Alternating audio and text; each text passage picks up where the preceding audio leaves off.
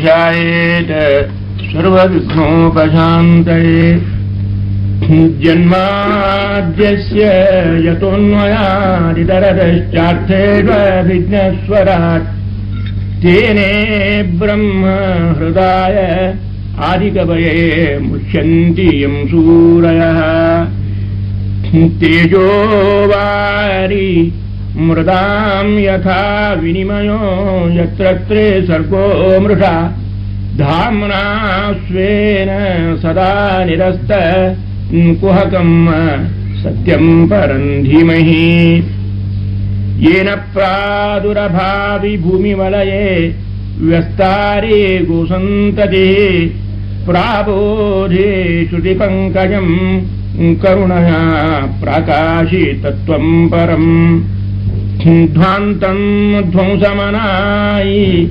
साधुनिकरश्चाकारे सन्मार्गगः तेन व्यासदिवाकरेण सततं ಮಾತ್ಯಾಜಿಮಿ ಮಾನಸಂ. ಈಗ ಪಾದರು ತಮ್ಮ ನ್ಯಾಯಸುಧಾ ಅಂತಕ್ಕಂಥ ಏನು ಮಹದ್ ಗ್ರಂಥ ಉದ್ಗ್ರಂಥ ಸದ್ಗ್ರಂಥ ಒಳ್ಳೆ ಅರಸು ಕೃತಿ ಕಲಶ ಕೃತಿ ಅಂತ ಹೇಳ್ತಾ ಇದ್ದಾರೋ ಆ ಗ್ರಂಥದ ಪ್ರಾರಂಭದಲ್ಲಿ ವೇದವ್ಯಾಸ ದೇವರ ಪರಮಾನುಗ್ರಹವನ್ನು ಅಪೇಕ್ಷಾ ಮಾಡಿ ವ್ಯಾಸರನ್ನ ಮೊದಲ ಮಂಗಳಾಚರಣ ಪದ್ಯದಲ್ಲಿ ಸ್ತೋತ್ರ ಮಾಡ್ತಾ ಇದ್ದಾರೆ. ಮೊದಲನೇ ಪದ್ಯದಲ್ಲಿ ಶ್ರೀಯಪ್ಪತ್ತೇ ನಿತ್ಯ ಗಣಿತ ಗುಣಮಾಣಿಕ್ಯ ವಿಜದ ಪ್ರಭಾಜಾಲೋಲ್ಲಾಸೋ ಪಹತ ಸಕಲಾವದ್ಯತಮಸೇ ಜಗಜ್ಜನ್ಮಸ್ಥೇಮ ಪ್ರಳಯ ರಚನಾಶೀಲ ವಪುಷೇ ನಮೋ ಅಶೇಷ ಆಮ್ನಾಯ ಸ್ಮೃತಿ ಹೃದಯ ದೀಪ್ತಾಯ ಹರಯೇ ಅಂತ ಆ ಭಗವಂತನನ್ನ ಗುಣಪರಿಪೂರ್ಣ ನಿರ್ದೋಷ ಮಧ್ವಾಚಾರ್ಯರು ನಾರಾಯಣಂ ಗುಣೈಃಸರ್ವೈಃ ಉದೀರ್ಣಂ ದೋಷವರ್ಜಿತಂ ಜ್ಞೇಯಂ ಗಮ್ಯಂ ಗುರುಶ್ಚಾಪಿ ನತ್ವಾ ಸೂತ್ರಾರ್ಥ ಉಚ್ಯತೆ ಅಂತ ಭಾಷ್ಯ ಪ್ರಾರಂಭದಲ್ಲಿ ಮತ್ತು ಅನುವ್ಯಾಖ್ಯಾನ ಪ್ರಾರಂಭದಲ್ಲಿ ನಾರಾಯಣಂ ನಿಖಿಲ ಪೂರ್ಣ ಗುಣೈಕ ದೇಹಂ ನಿರ್ದೋಷಮಾಪ್ಯತಮಮಪ್ಯಖಿಲೈಸ್ಸು ವಾಕ್ಯೈಃ ಅಸ್ಯೋದ್ಭವಾದ ಇದಮಶೇಷ ವಿಶೇಷತೋಪಿ ವಂದ್ಯಂ ಸದಾ ಪ್ರಿಯತಮಂ ಮಮ ಸನ್ನಮಾಮಿ ಅಂತ ಶ್ರೀ ಆನಂದತೀರ್ಥ ಭಗವತ್ಪಾದಾಚಾರ್ಯರು ಪರಮಾತ್ಮನ ಗುಣಪರಿಪೂರ್ಣ ಮತ್ತು ದೋಷರಹಿತ ಜ್ಞಾನಿಗಳಿಂದ ಗಮ್ಯ ಮೋಕ್ಷಾದಿ ರೂಪವಾಗಿರತಕ್ಕಂಥ ಫಲವನ್ನು ಪ್ರದಾನ ಮಾಡತಕ್ಕಂಥವ ಅಂತೂ 4 ವಿಶೇಷಣಗಳಿಂದ ಪರಮಾತ್ಮನನ್ನ ಏನು ಹೊಗಳಿ ಹಾಡಿ ಕೊಂಡಾಡಿ ಅವ ಪರಮಾತ್ಮನನ್ನ ಬಣ್ಣಿಸಿದ್ದಾರೋ ಆ ಅಭಿಪ್ರಾಯವನ್ನೇ ತಮ್ಮ ಈ ಸುಧಾದ ಪ್ರಾರಂಭದ ಮಂಗಳಾಚರಣ ಪದ್ಯದಲ್ಲಿಯೂ ಕೂಡ ಇಟ್ಟು ಶ್ರೀಯಪ್ಪತ್ಯೈ ನಿತ್ಯ ಗಣಿತ ಗುಣಮಾಣಿಕ್ಯ ವಿಷದ ಅಂದ್ರೆ ಶ್ರೀ ಅನ್ನೋ ಶಬ್ದದಿಂದ ಈ ಗ್ರಂಥವನ್ನು ಪ್ರಾರಂಭ ಮಾಡಿದ್ದಾರೆ. ಯಾಕೆ ಓದುವವರಿಗೂ ಕೂಡ ಒಂದು ಶ್ರೀ ಅಂದ್ರೆ ಐಶ್ವರ್ಯ ಪ್ರಾಪ್ತಿಯಾಗಲಿ, ಕಲ್ಯಾಣವಾಗಲಿ, ಮಂಗಳವಾಗಲಿ, ಉತ್ತರೋತ್ತರ ಉತ್ಕರ್ಷವಾಗಲಿ, ಈ ಗ್ರಂಥವನ್ನು ಓದಿದಂಥವರು ಸಕಲ ವಿಧವಾಗಿರತಕ್ಕಂಥ ತಾಪತ್ರಯಗಳಿಂದ ಪಾರಾಗಿ ಜ್ಞಾನಭಕ್ತಿ ವೈರಾಗ್ಯ ಇರತಕ್ಕಂಥ ಆ ಐಶ್ವರ್ಯ, ಅದು ದೊಡ್ಡ ಐಶ್ವರ್ಯ, ಇದೇನ ಅಬದ್ಧ ಐಶ್ವರ್ಯ ಇದು. ಮುಖ್ಯವಾಗಿರ್ತಕ್ಕಂಥ ಆತ್ಮಶ್ರೀ ಅಂತ ಹೇಳ್ತಾ ಇದ್ದಾರೆ. ಅಂದ್ರೆ ಜ್ಞಾನ ಭಕ್ತಿ ವೈರಾಗ್ಯಗಳನ್ನು ಪಡೆದು ಭಗವಂತನ ಪರಮಾನುಗ್ರಹ ರೂಪವಾಗಿರ್ತಕ್ಕಂಥ ಆ ಶ್ರೀಮಂತಿಕೆಯನ್ನು ಹೊಂದಲಿ ಅಂತಕ್ಕಂಥ ಉದ್ದೇಶದಿಂದ ಶ್ರೀ ಅಂತನ್ನೋ ಶಬ್ದ ಮೊದಲಿಟ್ಟು ಆ ಸುಧಾ ಗ್ರಂಥವನ್ನು ಪ್ರಾರಂಭ ಮಾಡಿದ್ದಾರೆ. ಶ್ರೀಯಪ್ಪತ್ತೇ ನಿತ್ಯ ಗಣಿತ ಗುಣಮಾಣಿಕ್ಯ ವಿಷದ. ಅದಕ್ಕೆ ವಾದರಾಜ ಶ್ರೀಪಾದಂಗವರು ಮಹಾನುಭಾವರಾಗಿರ್ತಕ್ಕಂಥವರು ಅವರಿಗೆ ಆ ಪರ್ಯಾಯವನ್ನು ಪ್ರಾರಂಭ ಮಾಡುವ ಕಾಲದೊಳಗೆ ಬಹಳ ಅಡಚಣೆಯ ಅವರಿಗೆ ವಾದರಾಜ ಸ್ವಾಮಿಗಳವರಿಗೆ. ಯಾಕಂದ್ರೆ ಸರ್ವದಾ ದಾನ ಮಾಡತಕ್ಕಂಥವ್ರ ಹತ್ತಿರ ಎಷ್ಟು ಹಣ ಬಂದ್ರು ಅದು ಸಾಲೋದೇ ಇಲ್ಲ. ಅವರು ಬಂದದ್ದೆಲ್ಲ ಅವರೆಲ್ಲರೂ ಒಂದು 50 ರೂಪಾಯಿ ಬಂತು, 100 ರೂಪಾಯಿ ದಾನ ಮಾಡಿಕೊಟ್ರೆ ಮತ್ತೆ ಅದು ಉಳಿಬೇಕೇನು. ಹೀಗಾಗಿ ಮಹಾನುಭಾವರಾಗಿರ್ತಕ್ಕಂಥವ್ರು ಅಪರೋಕ್ಷ ಜ್ಞಾನಿಗಳು ಭಾರತೀಶ್ವರ ಪರಮಾನುಗ್ರಹಕ್ಕೆ ಪಾತ್ರರಾಗಿರ್ತಕ್ಕಂಥವರಾದದ್ದರಿಂದ ಅವರು ಬಂದದ್ದನ್ನೆಲ್ಲವನ್ನೂ ಕೂಡ ಕೊಟ್ಟದ್ದೇ ಕೊಟ್ಟದ್ದು, ದಾನ ನೀಡಿದ್ದೇ ನೀಡಿದ್ದು. ಹೀಗಾಗಿ ಪರ್ಯಾಯ ಬಂದರೆ ಝಳ ಝಳ ಝಳ ಝಳ ಏನೇನೇನು ಅವರಲ್ಲಿ ಒಂದು 10 ರೂಪಾಯಿ ಕೂಡ ಪಾದರಾಜ ಸ್ವಾಮಿಗಳಲ್ಲಿ ಇರಲಿಲ್ಲ. ಅವರ ಪರ್ಯಾಯ ಅಂದ್ರೆ ಮಹಾರಾಯರ ಪರ್ಯಾಯ ನೋಡ್ರಿ, ಎಲ್ಲಿ ಈ ಆಗುಂಬಿಯಿಂದ ಅನಂತಾಸನದವರೆಗೆ ಜನ ನಿಂತುಕೊಂಡು ಬಿಡ್ತಾ ಇದೆ. ದೇಶದೊಳಗಿನ ಎಲ್ಲ ಆಸ್ತಿಕರು, ಭಗವದ್ ಭಕ್ತರು, ವೈಷ್ಣವರು, ವೈದಿಕರು ಅಂತ ಯಾರಿದ್ರು ಎಲ್ಲರೂ ಕೂಡ ಬರ್ತಾ ಇದ್ದಾರೆ. ಆ ಕಾಲದಲ್ಲಿ ಹಾಗಾದರೆ ಈ ಖರ್ಚು ವೆಚ್ಚಕ್ಕೆ ಏನು ಮಾಡ್ಬೇಕಪ್ಪ, 4 ದೇಶ ಸಂಚಾರ ಮಾಡಿ ಪರ್ಯಾಯ ಪೂರ್ವಭಾವಿ ಸಂಚಾರ ಅಂತೂ ಹೊರಟು ಬಿಟ್ಟು ತಗೊಂಡು ಬರಬೇಕು ಅಂತ ವಿಚಾರ ಬಂದು, ಆಮೇಲೆ ಅದೇ ಕ್ಷಣದಲ್ಲಿ ಅವ್ರಿಗೆ ಇನ್ನೊಂದು ವಿಚಾರ ಬಂತಲ್ಲ, ಪರ್ಯಾಯ ಮಾಡಬೇಕು, ಇನ್ನು ಇಲ್ಲೇ ಕೂತು ಸುಧಾಪಾಠ ಹೇಳಬೇಕು ಅಂತ ವಿಚಾರ ಬಂತು. ಹಾಗಾದ್ರೆ ಪರ್ಯಾಯಕ್ಕೆ ಹೋಗುವುದಕ್ಕಿಂತಲೂ ಕೂಡ ನಾನು ಇಲ್ಲಿಯೇ ನಿಂತು ಸುಧಾರಿ ಗ್ರಂಥವನ್ನು ಪಾಠ ಹೇಳಿಬಿಡಬೇಕು ಅಂತ ತಿಳ್ಕೊಂಡು ಮನಸ್ಸು ಮಾಡಿ ಆವಾಗ ಅವರು ಮಹಾರಾಯರು ಆ ಸುಧಾ ಗ್ರಂಥವನ್ನು ಪ್ರಾರಂಭ ಮಾಡಿ ಪಾಠ ಹೇಳಿದರು. 100 ಜನ ಶಿಷ್ಯರು. ನಾವು ಅಧಿರಾಜ ಶ್ರೀಮಗಳವರು ಮಹಾನುಭಾವರಾಗಿರ್ತಕ್ಕಂಥವ್ರು ಅವರ ಪಾಠ ಹೇಳ್ತಾ ಇದ್ದಾರೆ ಅಂತಂದ್ರೆ ದೇಶದೊಳಗಿನ ದೇಶದ ದೊಡ್ಡ ದೊಡ್ಡ ಆಚಾರ್ಯರು, ಮನಕನಸ್ಥಾಚಾರ್ಯರು, ಪಂಡಿತರು, ವಿದ್ವಾಂಸರು, ಎಷ್ಟೋ ಮಂದಿ ಸ್ವಾಮಿಗಳು, ಸನ್ಯಾಸಿಗಳು ಕೂಡ ಅವರ ಹತ್ರ ಪಾಠ ಓದ್ತಾ ಇದ್ದಾರೆ. ಆ ಸುಧಾ ಗ್ರಂಥ ಪ್ರಾರಂಭ ಮಾಡಿ ಅದರ ಮಂಗಳ ಮಾಡುವ ಅಷ್ಟೊತ್ತಿಗೆ ಪರ್ಯಾಯದ ಪ್ರಾರಂಭ ದಿವಸ ಅದರ ಮಂಗಳ ಅಂತ ಇಟ್ಕೊಂಡ್ಬಿಟ್ರೆ ಕನಕ ವೃಷ್ಟಿಯಾಗಿ ಹೋಯ್ತವ್ರಿ. ಅವರ ಮೈ ಮೇಲೆ ಸುವರ್ಣ ವೃಷ್ಟಿ, ಆ ಪರ್ಯಾಯ ಎಲ್ಲ ಸುರಳಿತವಾಗಿ ಸಾಗಿ ಎಲ್ಲ ಖರ್ಚು ಹೋಗಿ ಅವರಿಗೆ ಇನ್ನೂ ಮಿಕ್ಕು ಕೃಷ್ಣನ ಸೇವಾಕ್ಕೆ ಅವರು ಅದ್ಭುತವಾಗಿರ್ತಕ್ಕಂಥ ಪದಾರ್ಥಗಳನ್ನು ಇಟ್ಟು ಕೊನೆಗೆ ತಾವೇ ಉದ್ಗಾರ ತೆಗೆದರಂತವರು. ಸುಧಾಯ ಶ್ರೀಕರತ್ವೇ ವಯಮೇವತು ಸಾಕ್ಷಿಣಃ.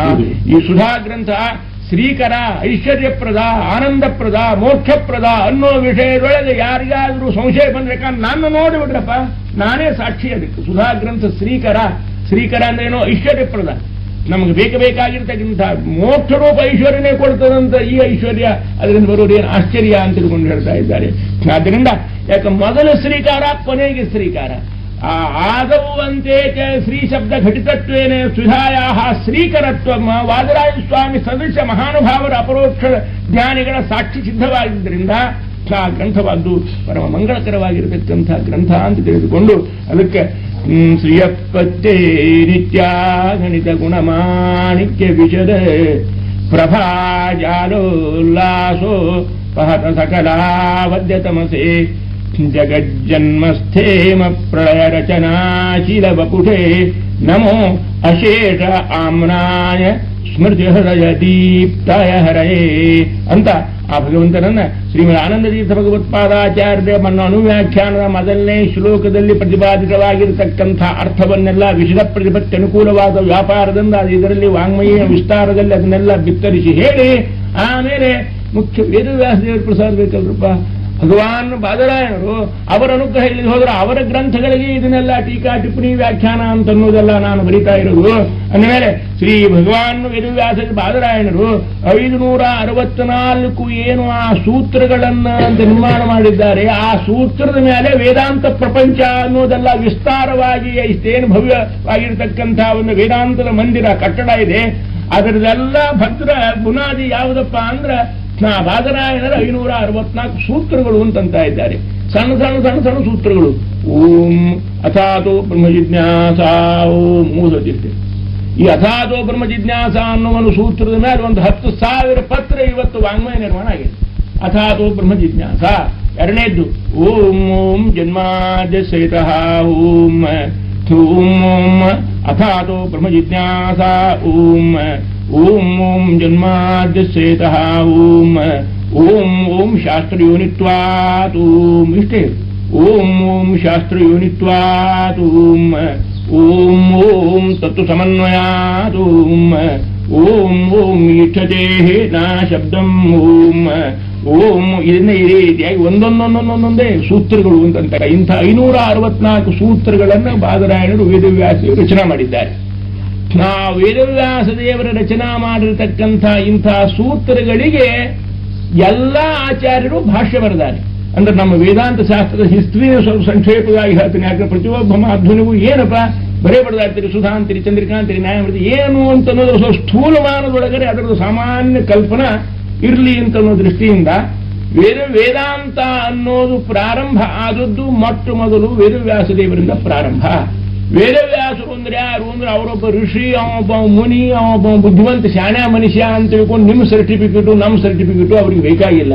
ಯಾಕೆ ಅವ್ರು ಯಾರು? ಯಾಕಂದ್ರೆ ಇದನ್ನ ಯಾಕೆ ಹೇಳ್ತಾ ಇದ್ದೇವೆ ಅಂದ್ರೆ ರಾಮಾನುಜ ಪಂಥೀಯರು ವೇದವ್ಯಾಸ ದೇವರು ಅಂದ್ರೆ ಒಬ್ಬ ಋಷಿ, ಸಾಮಾನ್ಯ ಮಾನವನಾಗಿರ್ತಕ್ಕಂಥ ಒಬ್ಬ ಋಷಿ, ಬುದ್ಧಿವಂತ ಇದ್ದ ಬಹಳ. ಆದ್ದರಿಂದ ಅವೊಬ್ಬ ಋಷಿ ಅಂತ ಹೇಳ್ತಾರೆ ಹೊರತು ಸಾಕ್ಷಾತ್ ಪರಮಾತ್ಮ ಅಂತ ಒಪ್ಪೋದಿಲ್ಲ. ಆದ್ರೆ ಆಚಾರ್ಯರು ನಾವು ವೇದವ್ಯಾಸರು ಅಂದ್ರೆ ಅಪ್ಪ ಅವರು ಬರೇ ಒಬ್ಬ ಮುನಿ, ಎಕ್ಕಷ್ಟಿನೊಬ್ಬ ವಶಿಷ್ಠ, ವಿಶ್ವಾಮಿತ್ರ, ವಾಮದೇವ, ಜಮದಗ್ನಿ, ಅತ್ರಿ, ಭರದ್ವಾಜ ಪ್ರಭೃತಿಗಳಾಗಿರ್ತಕ್ಕಂಥ ಸರ್ವಸಾಮಾನ್ಯ ಮಾನವರಲ್ಲಿ ಶ್ರೇಷ್ಠ ಜ್ಞಾನಿಗಳಾಗಿರ್ತಕ್ಕಂಥ ಋಷಿಗಳ ಪೈಕಿ ಇವರು ಒಬ್ಬರು ಅಲ್ಲ. ಇವರು ವೇದವ್ಯಾಸ ದೇವರು ಅಂದ್ರೆ ಸಾಕ್ಷಾತ್ ದೇವರಿವರು. ವೇದವ್ಯಾಸರು ಅಂತ ತಿಳ್ಕೊಂಡ್ರೆ ಅವತೀರ್ಣೋ ಮಹಾಯೋಗಿ ಸತ್ಯವತ್ಯಾಂ ಪರಾಜರಾತ್ ಉತ್ಸನ್ನಾನ್ ಭಗವಾನ್ ವೇದಾನ್ ಉಜ್ಜಹಾರ ಹರಿಸ್ವಯಂ. ಪುರಾಣ ಗ್ರಂಥಗಳನ್ನು ಕೊಟ್ಟ ಆಚಾರ್ಯರು ಉದಾಹರಣೆ ಮಾಡ್ತಾ ಇದ್ದಾರೆ. ನಾ ಹೇಳ್ತೀನಿ ಅಂತಲ್ಲಪ್ಪ, ಪದ್ಮಪುರಾಣ ಅದೇ ಪ್ರಕಾರವಾಗಿ ಅನೇಕ ವಿಧವಾಗಿರತಕ್ಕಂಥ ಯಾವ ಪುರಾಣ, ಬ್ರಹ್ಮವೈವರ್ತ ಪುರಾಣ, ಬ್ರಹ್ಮಪುರಾಣ, ಬ್ರಹ್ಮಾಂಡ ಪುರಾಣ, ನಾರದ ಪುರಾಣ, ಅದೇ ಪ್ರಕಾರ ವಿಷ್ಣು ಪುರಾಣ, ವರಾಹ ಪುರಾಣ, ಪ್ರತಿಯೊಂದು ಪುರಾಣಗಳಿಗೂ ಕೂಡ ವ್ಯಾಸರು ಅಂತ ತಿಳ್ಕೊಂಡ್ರೆ ಸಾಕ್ಷಾತ್ ಪರಮಾತ್ಮ ಜಗದೀಶ ಅಂತ ತಿಳ್ಕೊಂಡು ಆ ಪುರಾಣದ ವಚನಗಳನ್ನೇ ಉದಾಹರಿಸಿ ಆಚಾರ್ಯರು ಅವತೀರ್ಣೋ ಮಹಾಯೋಗಿ ಸತ್ಯವತ್ಯಾಂ ಪರಾಶರಾತ್ ಉತ್ಸನ್ನಾನ್ ಭಗವಾನ್ ವೇದಾನ್ ಉಜ್ಜಹಾರ ಹರಿಸ್ವಯಂ ಚತುರ್ಧಾ ವಿಭದತ್ತಾಂಶ್ಚ ಚತುರ್ವಿಂಶತಿಧಾ ಪುನಃ ಶತಧಾ ಚೈಕಧಾ ಚೈವ ತಥೈವ ಚ ಸಹಸ್ರಧಾ ಕೃಷ್ಣೋ ದ್ವಾದಶಧಾ. ಕೃಷ್ಣ ಅಂದ್ರೆ ಯಾದವ ಕೃಷ್ಣ, ವಾಸಿಷ್ಠ ಕೃಷ್ಣ ಅಂತ ಕೃಷ್ಣರು ಇಬ್ಬರು. ವಾಸಿಷ್ಠ ಕೃಷ್ಣ ಅಂದ್ರೆ ವೇದವ್ಯಾಸದೇವರು, ಯಾದವ ಕೃಷ್ಣ ಅಂದ್ರೆ ಕೃಷ್ಣ ಪರಮಾತ್ಮ ಶ್ರೀಕೃಷ್ಣ. ಆದ್ದರಿಂದ ಕೃಷ್ಣ ಅಂದ್ರೆ ಯಾದವ ವಾಸಿಷ್ಠ ಕೃಷ್ಣ ಅಂತ ಅರ್ಥ. ವಸಿಷ್ಠರ ವಂಶದಲ್ಲಿ ಇಟ್ಟಿರ್ತಕ್ಕಂಥ ಕೃಷ್ಣ ಅಂದ್ರೆ ವೇದವ್ಯಾಸದೇವರು. ಚತುರ್ಧಾ ವಿಭಜತ್ತಾಂಶ್ಚ ಚತುರ್ವಿಂಶತಿಧಾ ಪುನಃ ಶತಧಾ ಚೈಕಧಾ ಚೈವ ತಥೈವ ಚ ಸಹಸ್ರಧಾ ಕೃಷ್ಣೋ ದ್ವಾದಶಧಾ ಚೈವ. ಅಂದ್ರೆ ಈ ವೇದಗಳನ್ನ ವಿಂಗಡಣವನ್ನ ಮಾಡಿರತಕ್ಕಂಥ ರೀತಿಯನ್ನ ನೋಡಿದ್ರೇನೆ ಮತ್ತು ಮಹಾಭಾರತ ಅಂತ ಹೇಳತಕ್ಕಂಥ 1,00,000 ಶ್ಲೋಕಾತ್ಮಕವಾಗಿರತಕ್ಕಂಥ ಒಂದು ಗ್ರಂಥವನ್ನು ಬರೆದಿದ್ದಾರೆ ನೋಡ್ರಿ. 10, 20, 50, 100, 1000 ಶ್ಲೋಕ ಬರುವುದರೊಳಗಾಗಿ ಮನುಷ್ಯ ತಕಾಶಿ ಹೋಗ್ತಾ ಇರ್ತಾನೆ. ಅಂಥದ್ದು 1,00,000 ಪದ್ಯಗಳು ಆ ಪುಸ್ತಕ ಇಟ್ಟರೆ ನಿಮ್ಮ ಮುಗಿಲ್ ತನಕ ಮುಟ್ಟುತ್ತಾ ಇದೆ. ಎಷ್ಟು ಅದ್ಭುತವಾಗಿರತಕ್ಕಂಥ ಗ್ರಂಥ, ರತ್ನವಾಗಿರತಕ್ಕಂಥ ಶ್ರೇಷ್ಠ ಮಹಾಭಾರತ ಬರಿಬೇಕಾದ್ರೆ ಆಚಾರ್ಯ ಕೇಳ್ತಾ ಇದ್ದಾರೆ, ಕೋಯಿಹನ್ಯ ಪುಂಡರೀಕಾಕ್ಷಾತ್ ಮಹಾಭಾರತ ಕೃದ್ಭವೇತ್. ಪುಂಡರೀಕಾಕ್ಷನ ಹೊರತಾಗಿ, ನಾರಾಯಣನ ಹೊರತಾಗಿ, ಜಗದೀಶ್ವರನಾಗಿರತಕ್ಕಂಥ ಶ್ರೀಹರಿ ಹೊರತಾಗಿ ಆ ಮಹಾಭಾರತ ಅಂತಕ್ಕಂಥ ಹೆಬ್ಬೊತ್ತಿಗೆಯನ್ನ ಬರೆಯತಕ್ಕಂಥ ಸಮರ್ಥರಾದಂಥ ವ್ಯಕ್ತಿಗಳು ಜಗತ್ತಿನೊಳಗೆ ಯಾರು ಸಿಕ್ಕಾರಪ್ಪ ಅಂತ ತಿಳ್ಕೊಂಡು ಆಚಾರ್ಯರು ಆ ಭಾರತ ಪಂಚಮೋ ವೇದಾನಾಂ ವೇದ, ಮಹಾಭಾರತಾನ್ ಪಂಚಮ ವೇದ ಅಂತ ಹೇಳಿಬಿಡ್ತಾ ಇದೆ. ಇದನ್ನು ರಚನಾ ಮಾಡಿರತಕ್ಕಂಥವ್ರು ಭಗವಾನ್ ಬಾದರಾಯಣರು. ಆ ವೇದವ್ಯಾಸದೇವರು ಏನು ಮಾಡಿದ್ದಾರೆ ಅಂತಂದ್ರೆ ಸಾಕ್ಷಾತ್ ವಿಷ್ಣುವಿನ ಅವತಾರಭೂತರಾಗಿರ್ತಕ್ಕಂಥ ವೇದವ್ಯಾಸದೇವರು ಯಾಕೆ ಗೌತಮಸ್ಯ ಋಷೇ ಶಾಪ ಜ್ಞಾನೇ ತ್ವಜ್ಞಾನತಾಂಗತೆ ಸಂಕೀರ್ಣ ಬುದ್ಧಯೋ ದೇವಾಃ ಬ್ರಹ್ಮರುದ್ರ ಪುರಸ್ಸರಾಃ ಶರಣ್ಯಂ ಶರಣಂ ಜಗ್ಮುಃ ನಾರಾಯಣಮನಾಮಯಂ ತೈರ್ವಿಜ್ಞಾಪಿತಕಾರ್ಯಸ್ತು ಭಗವಾನ್ ಪುರುಷೋತ್ತಮಃ ಅವತೀರ್ಣೋ ಮಹಾಯೋಗಿ ಸತ್ಯವತ್ಯಾಂ ಪರಾಶರಾತ್ ಉಚ್ಛನ್ನಾನ್ ಭಗವಾನ್ ವೇದಾನ್ ಉಜ್ಜಹಾರ ಹರಿಸ್ವಯಂ. ಅದಕ್ಕೆ ಹಿಂದಿನ ಹಿನ್ನೆಲೆ ಹಿಸ್ಟ್ರಿಯನ್ನೇ ಆಚಾರ್ಯರು ಸಂಪೂರ್ಣವಾಗಿ ಕೊಟ್ಟು ಬಿಡ್ತಾ ಇದ್ದಾರೆ. ವೇದವ್ಯಾಸದೇವರು ಯಾಕೆ ಅವತಾರ ಮಾಡಿದ್ರಪ್ಪ? ಪರಮಾತ್ಮನ ಅವತಾರ 2 ವಿಧವಾಗಿರ್ತಕ್ಕಂಥ ಅವತಾರ. ಒಂದು ಜ್ಞಾನ ಕಾರ್ಯಾರ್ಥ ಅವತಾರ, ಒಂದು ಬಲಕಾರ್ಯಾರ್ಥವಾಗಿ ಅವತಾರ. ಆದ್ರಿಂದ ಬಲಕಾರ್ಯಾರ್ಥವಾಗಿ ಅವತಾರ ಅಂತಂದ್ರೆ ದುಷ್ಟರಾಗಿರ್ತಕ್ಕಂಥ, ಪಾಪಿಷ್ಠರಾಗಿರ್ತಕ್ಕಂಥ ದೈತ್ಯರು, ದಾನವರು, ರಾಜರು, ಮಹಾರಾಜರು ಇವರೆಲ್ಲ ಧರ್ಮಗ್ಲಾನಿಯನ್ನ ಮಾಡಿ ಅಧರ್ಮವನ್ನು ಎಬ್ಬಿಸಿ ಕೂಡಿಸಿ ಜಗತ್ತಿನೊಳಗೆ ಸಾಧು ಸಂತರು ಬಾಳಿ ಬದುಕತಕ್ಕಂಥ ಪರಿಸ್ಥಿತಿ ಇಲ್ಲದಂತೆ ಮಾಡಿ ಜಗತ್ತಿಗೆ ಲೋಕ ಕಂಟಕರಾಗಿ ಉಪದ್ರವವನ್ನು ಮಾಡತಕ್ಕಂಥ ಸಂದರ್ಭದೊಳಗೆ ಆ ದುಷ್ಟರನ್ನ ಶಿಕ್ಷಣ ಮಾಡಿ ಶಿಷ್ಟರನ್ನ ರಕ್ಷಣೆ ಮಾಡಲಿಕ್ಕಾಗಿ ಪರಮಾತ್ಮ ಏನು ಅವತಾರ ಮಾಡ್ತಾ ಇರ್ತಾನೆ. ಇವಕ್ಕೆ ಬಲಕಾರ್ಯಾರ್ಥವಾಗಿ ಅವತಾರ. ರಾಮ, ಕೃಷ್ಣ, ಪರಶುರಾಮ ಇವೆಲ್ಲ ಅವತಾರವು ನೋಡ್ರಿ ಬಲಕಾರ್ಯಾರ್ಥವಾಗಿ ಅವತಾರ. ಈ ಅವತಾರದ ಉದ್ದೇಶ ಏನು? ರಾವಣ, ಹಿರಣ್ಯಕಶಿಪು, ಕುಂಭಕರ್ಣ ಮೊದಲಾಗಿರ್ತಕ್ಕಂಥವರು ವೇದ ವಿಧ್ವಂಸನವನ್ನು ಮಾಡಿ, ದೇವದ್ವೇಷವನ್ನ ಮಾಡಿ, ಧರ್ಮದ ಮೇಲೆ ವಿಚಿತ್ರವಾಗಿರ್ತಕ್ಕಂಥ ಒಂದು ಕ್ರೌರ್ಯದಿಂದ ಆಚರಣೆ ಮಾಡಿ ಧರ್ಮ ಕರ್ಮವನ್ನು ಮಾಡಲಿಕ್ಕೆ ಜನರಿಗೆಲ್ಲ ಒಂದು ಥರದ ಅಶಕ್ಯವಾಗಿರತಕ್ಕಂಥ ಪರಿಸ್ಥಿತಿಯನ್ನು ಉಂಟು ಮಾಡ್ತಾ ಇರ್ತಾರೆ ಈ ದುಷ್ಟರಾಗಿರ್ತಕ್ಕಂಥವರು. ಆದ್ದರಿಂದ ಯದಾ ಯದಾ ಹಿ ಧರ್ಮಸ್ಯ ಗ್ಲಾನಿಃ ಭವತಿ ಭಾರತ ಅಭ್ಯುತ್ಥಾನ ಮಧರ್ಮಸ್ಯ ತದಾ ಆತ್ಮಾನಂ ಸೃಜಾಮ್ಯಹಂ. ಅದರ ಸಲುವಾಗಿ ಯಾಕೆ ಹುಡ್ತಿಯಪ್ಪ, ಯಾವಾಗ ಹುಡ್ತಿ, ಯಾಕೆ ಹುಡ್ತಿ? 2 ಪ್ರಶ್ನೆ, 2 ಕೃಷ್ಣ ಪರಮಾತ್ಮ ಭಗವದ್ಗೀತೆಯಲ್ಲಿ ಉಟ್ಟಿಟ್ಕೊಟ್ಟಿದ್ದಾನೆ. ನಾವು ಯಾವಾಗ ಹುಡ್ತಾ ಇದ್ದೇನೆ ಅಂದ್ರೆ ಯಾವಾಗ ಅನ್ನೋದು ಒಂದು ಪ್ರಶ್ನೆ, ಏಕೆ ಅನ್ನೋದು ಒಂದು ಪ್ರಶ್ನೆ. ಯಾವಾಗ ಅನ್ನೋದಕ್ಕೆ ಇಲ್ಲಿ ಉತ್ತರ ಕೊಟ್ಟಿದ್ದಾನೆ. ಯದಾ ಯದಾ ಹಿ ಧರ್ಮಸ್ಯ ಗ್ಲಾನಿಃ ಭವತಿ ಭಾರತ.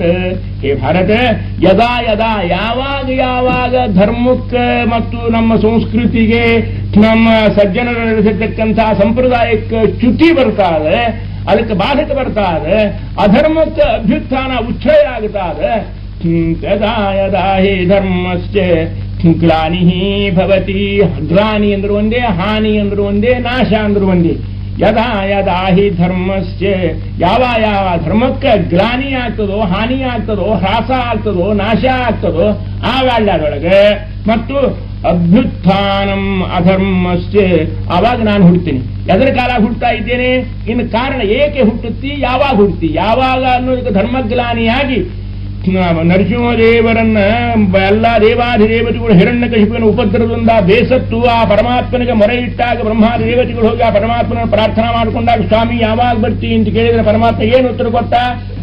ಯದಾ ವೇದೇಷು ಶಾಸ್ತ್ರೇಷು ಗೋಷು ವಿಪ್ರೇಷು ಸಾಧುಷು ಧರ್ಮೇ ಮಯಿ ಚ ವಿದ್ವೇಷಃ ಸ ವೈ ಆಶು ವಿನಶ್ಯತಿ. ಕಾಳಜಿ ಮಾಡಬೇಡಪ್ಪ.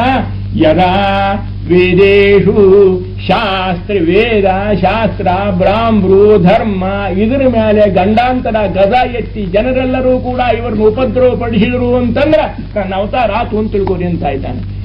ಯದಾ ವೇದೇಶು ಶಾಸ್ತ್ರೇಷು ಗೋಷು ವಿಪ್ರೇಷು ಸಾಧುಷು ಧರ್ಮೇ ಮೈ ಚ, ಧರ್ಮದ ಮೇಲೆ ದ್ವೇಷ ಅಂದ್ರೆ ಮೈ ನನ್ನ ಮೇಲೆ ದ್ವೇಷ ಅಂತಾನೆ ಪರಮಾತ್ಮ. ನಾ ಬೇರೆ ಧರ್ಮ ಬೇರೆ, ಧರ್ಮ ಸ್ವರೂಪ ಧರ್ಮತ್ರಾತ ನಾನು, ಧರ್ಮ ರಕ್ಷಣೆಗಾಗಿ ಅವತಾರ.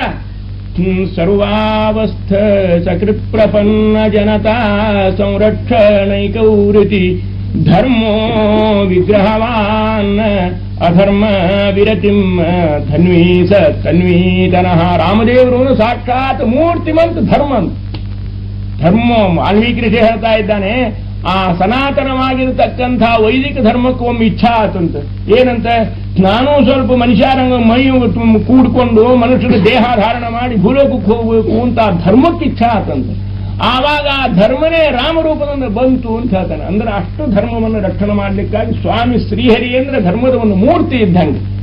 ಅದನ್ನೇ ವೇದಾಂತ ದೇಶಿಕರು ಸರ್ವಾವಸ್ಥ ಸಕೃತ್ ಪ್ರಪನ್ನ ಜನತಾ ಸಂರಕ್ಷಣೈಕೌರತಿ ಧರ್ಮೋ ವಿಗ್ರಹವಾನ್ ಅಧರ್ಮ ವಿರತಿಂ ಧನ್ವೀ ಸ ತನ್ವೀತನಃ ಅಂತ ಹೇಳಿದ್ದಾರೆ. ಆದ್ರಿಂದ ಮೂರ್ತಿವಂತವಾಗಿರ್ತಕ್ಕಂಥ ಧರ್ಮ, ಧರ್ಮಕ್ಕೆ ಎಲ್ಲಾರೇ ಆಘಾತ ಆತು ಅಂದ್ರೆ ನಮ್ಮ ಸ್ವಾಮಿ ಓಡಿ ಬರ್ತಾನೆ ನೋಡಿ ಪರಮಾತ್ಮ. ಧರ್ಮೇ ಮೈಚ ವಿದ್ವೇಷ ಸ ವೈ ಆಶು ವಿನಶ್ಯತಿ ಅಂತ ಹೇಳಿದ ಪ್ರಕಾರವಾಗಿ ಯದಾ ಯದಾ ಹೇ ಧರ್ಮಸ್ಯ ಗ್ಲಾನಿ ಹಾನಿ ನಾಶಃ ಭವತಿ ಭಾರತ. ಇಷ್ಟೇ ಅಲ್ಲ, ಅಭ್ಯುತ್ಥಾನಂ ಅಧರ್ಮಸ್ಯ ತದಾ ಆತ್ಮಾನಂ ಸೃಜಾಮಿ. ಅಧರ್ಮಕ್ಕೆ ಅಭ್ಯುತ್ಥಾನ ಆಯಿತು, ಅಧರ್ಮ ಉಚ್ಛಯ ಬಂತು, ನಾಸ್ತಿಕ ಜಗತ್ತಿನೊಳಗೆಲ್ಲ ಮೆರಿಯ ಖರ್ಚು, ಆವಾಗ ನಾನು ಹುಟ್ಟಿ ಬರ್ತಾ ಇದ್ದೇನೆ. ಬಂದು ಏನು ಮಾಡ್ತೀನಿ, ಯಾವಾಗ ಬರ್ತೀನಿ ಅನ್ನೋದಕ್ಕೆ ಕಾರಣ ಹೇಳಿದೆ. ಇನ್ನು ಯಾತಕ್ಕಾಗಿ ಬರ್ತೀನಿ ಅನ್ನೋದು ಹೇಳ್ತಾ ಇದ್ದಾನೆ. ಪರಿತ್ರಾಣಾಯ ಸಾಧೂನಾಂ ವಿನಾಶಾಯ ಚ ದುಷ್ಕೃತಾಂ ಧರ್ಮ ಸಂಸ್ಥಾಪನಾರ್ಥಾಯ ಸಂಭವಾಮಿ ಯುಗೆ ಯುಗೆ. ಆದ್ದರಿಂದ ಪರಿತ್ರಾಣಾಯ ಸಾಧೂನಾಂ, ಸಾಧುಗಳು ಸಜ್ಜನರ ರಕ್ಷಣೆಗಾಗಿ ಹುಟ್ಟಿ ಬರ್ತೇನೆಯ್ಯ ನಾನು ಯಾರ ಸಲವಾಗಿ ಬರ್ತೇನೆ? ರಾವಣ ಹಿರಣ್ಯಕಶಿಪುವನ್ನು ಕೊಲ್ಲಿಕ್ಕೆ ಬರ್ತೇನಲ್ಲ, ಅವ್ರನ್ನ ಕೊಲ್ಲಬೇಕಾದ್ರೆ ಇಲ್ತನಕ್ಕೆ ಆಗ್ಬೇಕು. ನಾ ಅಲ್ಲೇ ಕೂತಿ ಇವ್ರು ಸತ್ತು ಹೋಗಲಿ ಅಂತ ಅಂದ್ಬಿಟ್ರೆ ಅವರು ಬೇಡ, ಪರಮಾತ್ಮ ಬೇಡ. ಯಾರಾದ್ರೂ ಒಬ್ಬ ಋಷಿಗಳು ಮುನಿಗಳು ದೊಡ್ಡವರು ಸನ್ಯಾಸಿಗಳು ಯತಿಗಳು ದ್ರೋಹ ಮಾಡಿದೇವಿ ಅಂತಂದ್ರೆ ಅವರು ಸತ್ತು ಹೋಗ್ಲಿ ಹಾಳಾಗಿ ಹೋಗ್ಲಿ ಅಂತ ಅಂದ್ರು ಅಂತಂದ್ರೆ ಮುಗುದೇ ಹೋಯ್ತು, ಕೃಷ್ಣಾರ್ಪಣ ಅವಸ್ಥಾನೇ ಮುಗಿತು ಅಂತ ಅರ್ಥ. ಆದ್ದರಿಂದ ಆ ಪರಮಾತ್ಮ ಹೇಳ್ತಾ ಇದ್ದ, ಭಗವಂತನೇ ರಾವಣ ಹಿರಣ್ಯಕಶಿಪು ಕುಂಭಕರ್ಣಾಟಕ ಶಿಶುಪಾಲ ದಂತವಕ್ರ ವಿದೂರಥ ಇವರನ್ನು ಕೊಲ್ಲಿಕ್ಕೆ ಪರಮಾತ್ಮನ ವೈಕುಂಠ ಲೋಕದಿಂದ ಬರುವುದು ಕಾರಣವಿದ್ದಿಲ್ಲ. ಹಂಗಾರೆ ಎದಕ್ಕೆ ಬರ್ತಾ ಇದ್ದಾನೆ ಪರಮಾತ್ಮ ಅಂದ್ರೆ ಪರಿತ್ರಾಣಾಯ ಸಾಧೂನಾಂ ವಿನಾಶಾಯ ಚ ದುಷ್ಕೃತಾಂ, ಸಾಧುಗಳ ರಕ್ಷಣೆಗಾಗಿ. ಭಗವದ್ಭಕ್ತರಾಗಿರ್ತಕ್ಕಂಥ ಪ್ರಹ್ಲಾದರಾಜರಂಥ ಭಕ್ತರ ರಕ್ಷಣೆ ಮಾಡಲಿಕ್ಕೆ ಓಡಿ ಬರ್ತಾನೆ ಸ್ವಾಮಿ. ಪ್ರಹ್ಲಾದ ಬಂದಿದ್ದಾನಯ್ಯ, ಕಂಬದಿಂದ ಹೊರಗೆ ಬಂದ್ರೆ ಸ್ವಾಮಿ ಯಾತಕ್ಕೆ ಬಂದಿ ಪ್ರಭು ಅಂತ ತಿಳ್ಕೊಂಡಂದ್ರೆ ಸತ್ಯಂ ವಿಧಾತುಂ ನಿಜ ಭೃತ್ಯ ಭಾಷಿತಂ. ಅಲ್ಲ ಪ್ರಹ್ಲಾದ, ನಿನ್ನ ರಕ್ಷಣೆಗಾಗಿ ಬಂದಿದ್ದೇನು. ಯಾಕೆ ಇವರಪ್ಪ ಏನು ಹೇಳಿದ್ದ? ಪ್ರಹ್ಲಾದ ಎಲ್ಲಿದ್ದಾನೋ ನಿನ್ನ ಸ್ವಾಮಿ, ದೇವರು ಎಲ್ಲಿದ್ದಾನ ಅಂತ ಕೇಳಿದ್ರೆ ಅಪ್ಪ ಎಲ್ಲಿದ್ದಾನಂತ ಹೇಳಪ್ಪ, ಎಲ್ಲಿ ಇಲ್ಲ ಅನ್ನೋ ನಾನೇ ನಿನಗೆ ಉರಟ್ಟು ಪ್ರಶ್ನೆ ಮಾಡ್ತೀನಿ, ಉತ್ತರ ಹೇಳ್ಬಿಡು. ದೇವರು ಇಲ್ಲದೇ ಇದ್ದದ್ದು ಒಂದು ಜಾಗ ತೋರಿಸ್ಬಿಡಪ್ಪ. ಕಂಭಸ್ಯ ಪಾರೇ ಭುವನಸ್ಯ ಮಧ್ಯೆ ನಾಕಸ್ಯ ಪೃಷ್ಠೇ ಮಹತೋ ಮಹೀಯಾನ್. ಅಂಬಸ್ಯ ಪಾರೇ, ನೀರು ಪರಂಪಾರವಾಗಿರತಕ್ಕಂಥ ನೀರಿನೊಳಗೆ ನಾರಾಯಣ ಇದ್ದಾನೆ, ಜಲದೊಳಗ ಸ್ಥಳದೊಳಗ ಎಲ್ಲ ಪ್ರಪಂಚದೊಳಗ ಕುಂಭಸ್ಯ ಪಾರೇ ಭುವನಸ್ಯ ಮಧ್ಯೆ ನಾಕಸ್ಯ ಪೃಷ್ಠೇ ಮಹತೋ ಮಹೀಯಾನ್ ನಿವಾರ ಶೂಕವತ್ತನ್ವಿ ಪೀತಾಭಾಸ್ವತ್ಯನೂಪಮಾ. ಉಪನಿಷತ್ತಿನೊಳಗೆ ಭಗವತ್ ಸ್ವರೂಪವನ್ನು ವರ್ಣನೆ ಮಾಡಿದ್ದಾನೆ. ನಿವಾರ ಶೂಕವತ್ತನ್ವಿ ಪೀತಾಭಾಸ್ವತ್ಯನೂಪಮಾ ನೀಲತೋ ಯದ ಮಧ್ಯಸ್ಥ ವಿದ್ಯುಲ್ಲೇಖೇವ ಭಾಸ್ವರ. ಅದನ್ನು ಹೇಳ್ತಾ ಇದ್ದಾರೆ. ಸಬ್ರಹ್ಮ ಸಹರಿ ಸ ವಿಷ್ಣು. ಆ ಪರಮಾತ್ಮನ ಸ್ವರೂಪವನ್ನ ಉಪನಿಷತ್ತಲ್ಲಿ ನಿರೂಪಣೆ ಮಾಡ್ತಾ ಇದ್ದಾರೆ.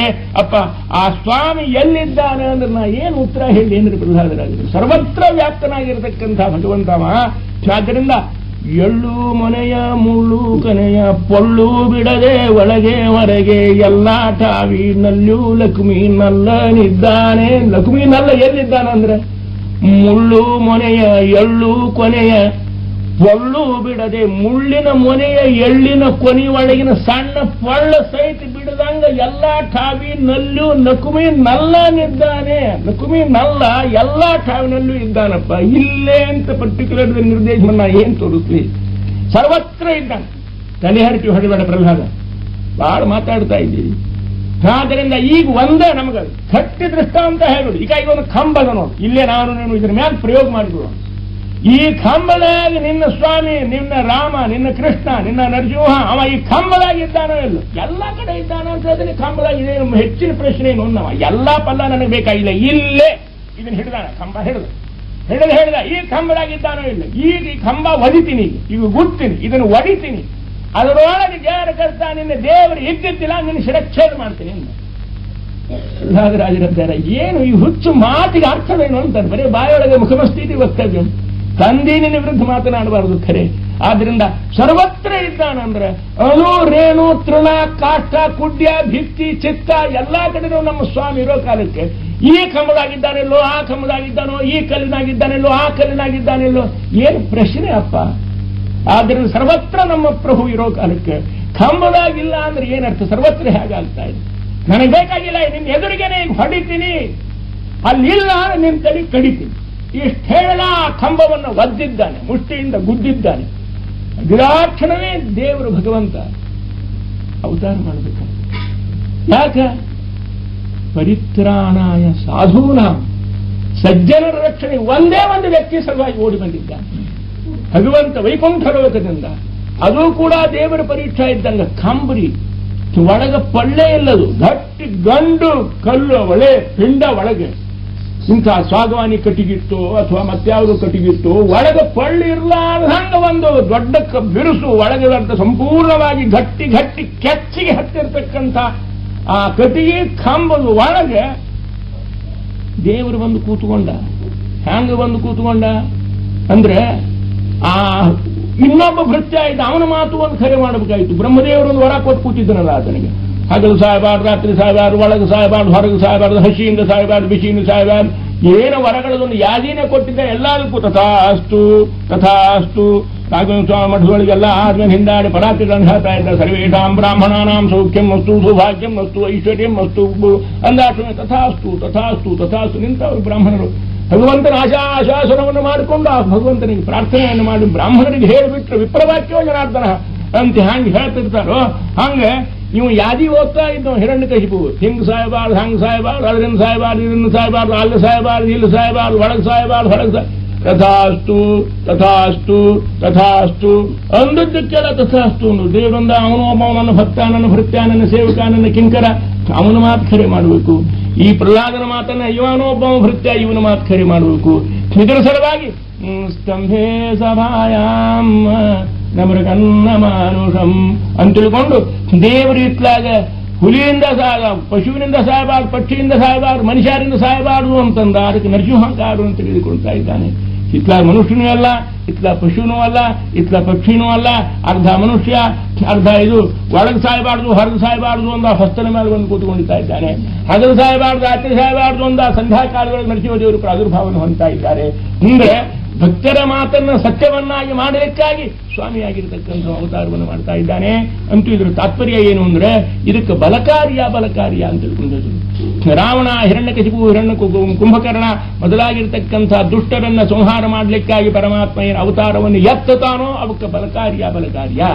ನಿನ್ನ ಜ್ಞಾನ ಪ್ರಸಾರಕ್ಕಾಗಿ ಪರಮಾತ್ಮ ಕೆಲವೊಂದು ಅವತಾರಗಳನ್ನು ಮಾಡ್ತಾ ಇರ್ತಾನೆ. ಅವಕ್ಕೆ ಜ್ಞಾನ ಕಾರ್ಯಾರ್ಥವಾಗಿ ಅವತಾರ ಅಂತ ತಿಳ್ಕೊಂಡರ್ಥ. ಯಾವ್ಯಾವವು? ಕಪಿಲ, ದತ್ತಾತ್ರೇಯ, ವೇದವ್ಯಾಸ, ಹಂಸ, ಐತರೇಯ, ಧನ್ವಂತರಿ, ಈ ಎಲ್ಲ ಅವತಾರಗಳು ಪರಮಾತ್ಮನದು. ಇವು ಜ್ಞಾನ ಕಾರ್ಯಾರ್ಥವಾಗಿ ಅವತಾರ.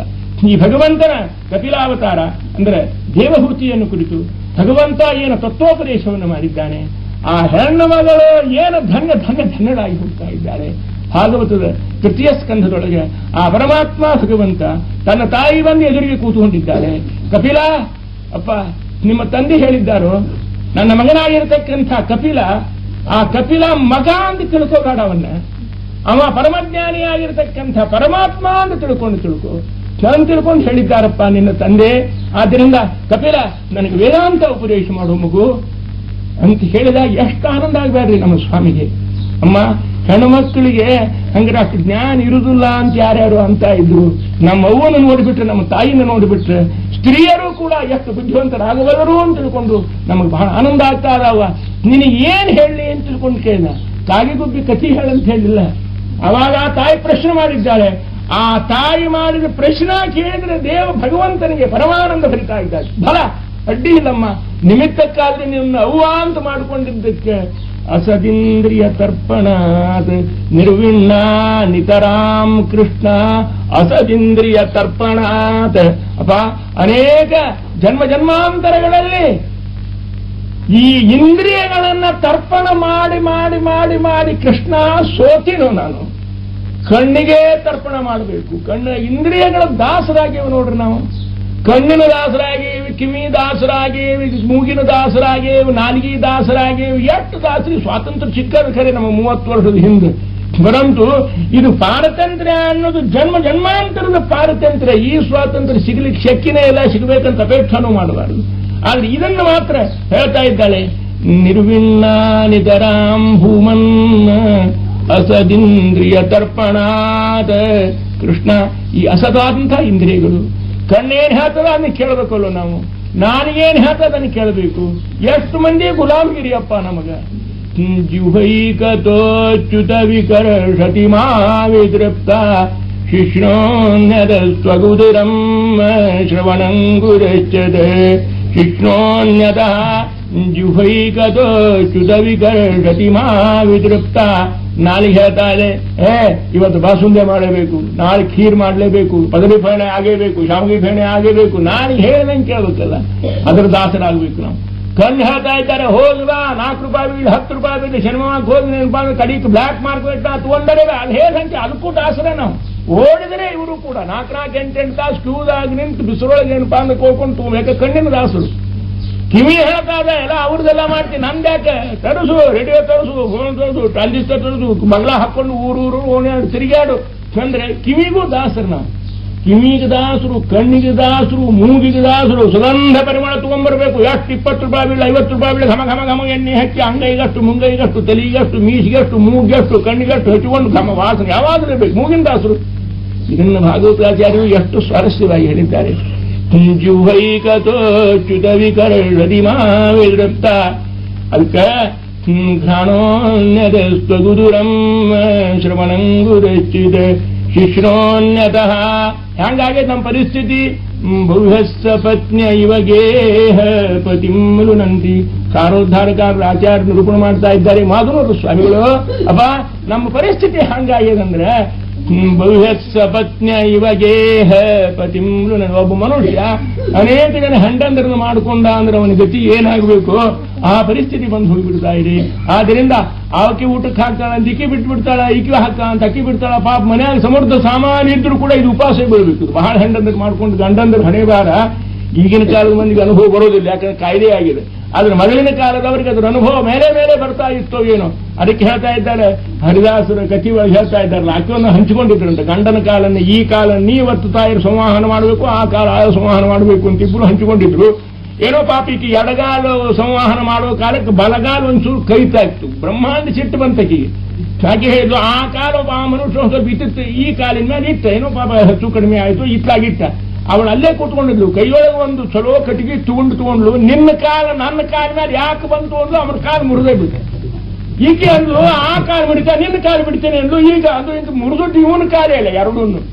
ಅಂದ್ರೆ ಹೇಗೆ ಆಗ್ತದೆ? ಬಹುಶ ಸಪತ್ನೈವ ಗೇಹಪತಿ ಮುರುದಂತಿ. ಅನೇಕ ಸಪತ್ನಿಯರು ಕೂತರು ಅಂದ್ರೆ ಹಂಗ ಆ ಮನುಷ್ಯನನ್ನ ಎಳೆದಾಡ್ತಾ ಇರ್ತಾರೋ ಹಂಗ ಈ ನಮ್ಮ ಕಣ್ಣು, ಕಿವಿ, ಮೂಗು, ನಾಲಿಗೆ, ತ್ವಕ್ ಈ ಪಂಚೇಂದ್ರಿಯಗಳು ಅಂತೇನವನು ನೀವು ಆ ಮನುಷ್ಯನನ್ನ ಘಾಸಿಗೊಳಿಸಿ ಬಿಡ್ತಾವ. ಆದ್ರಿಂದ ಅವರು ಹೇಳಿದ್ದನ್ನೆಲ್ಲ ಪೂರೈಸಬೇಕು ನೋಡ್ರಿ. ನಾನು ಹೇಳಿದ್ದಂತೂ ಸಾಯೋ ತನಕನೂ ಮನುಷ್ಯನಿಗೆ ಎಲ್ಲ ಬಿಟ್ಟಿರ್ತಾನೆ, ಪರಂತು ನಾಲಿಗೆ ಆಶಾವನ್ನು ಬಿಟ್ಟಿರುವುದಿಲ್ಲ. ಎಲ್ಲ ಉಪವಾಸ ಮಾಡಿದ ಅಂದ್ರೆ ಮನುಷ್ಯ ಎಲ್ಲ ಇಂದ್ರಿಯಗಳು ಉಪರತಾಗಿರ್ತಾವಂತೆ.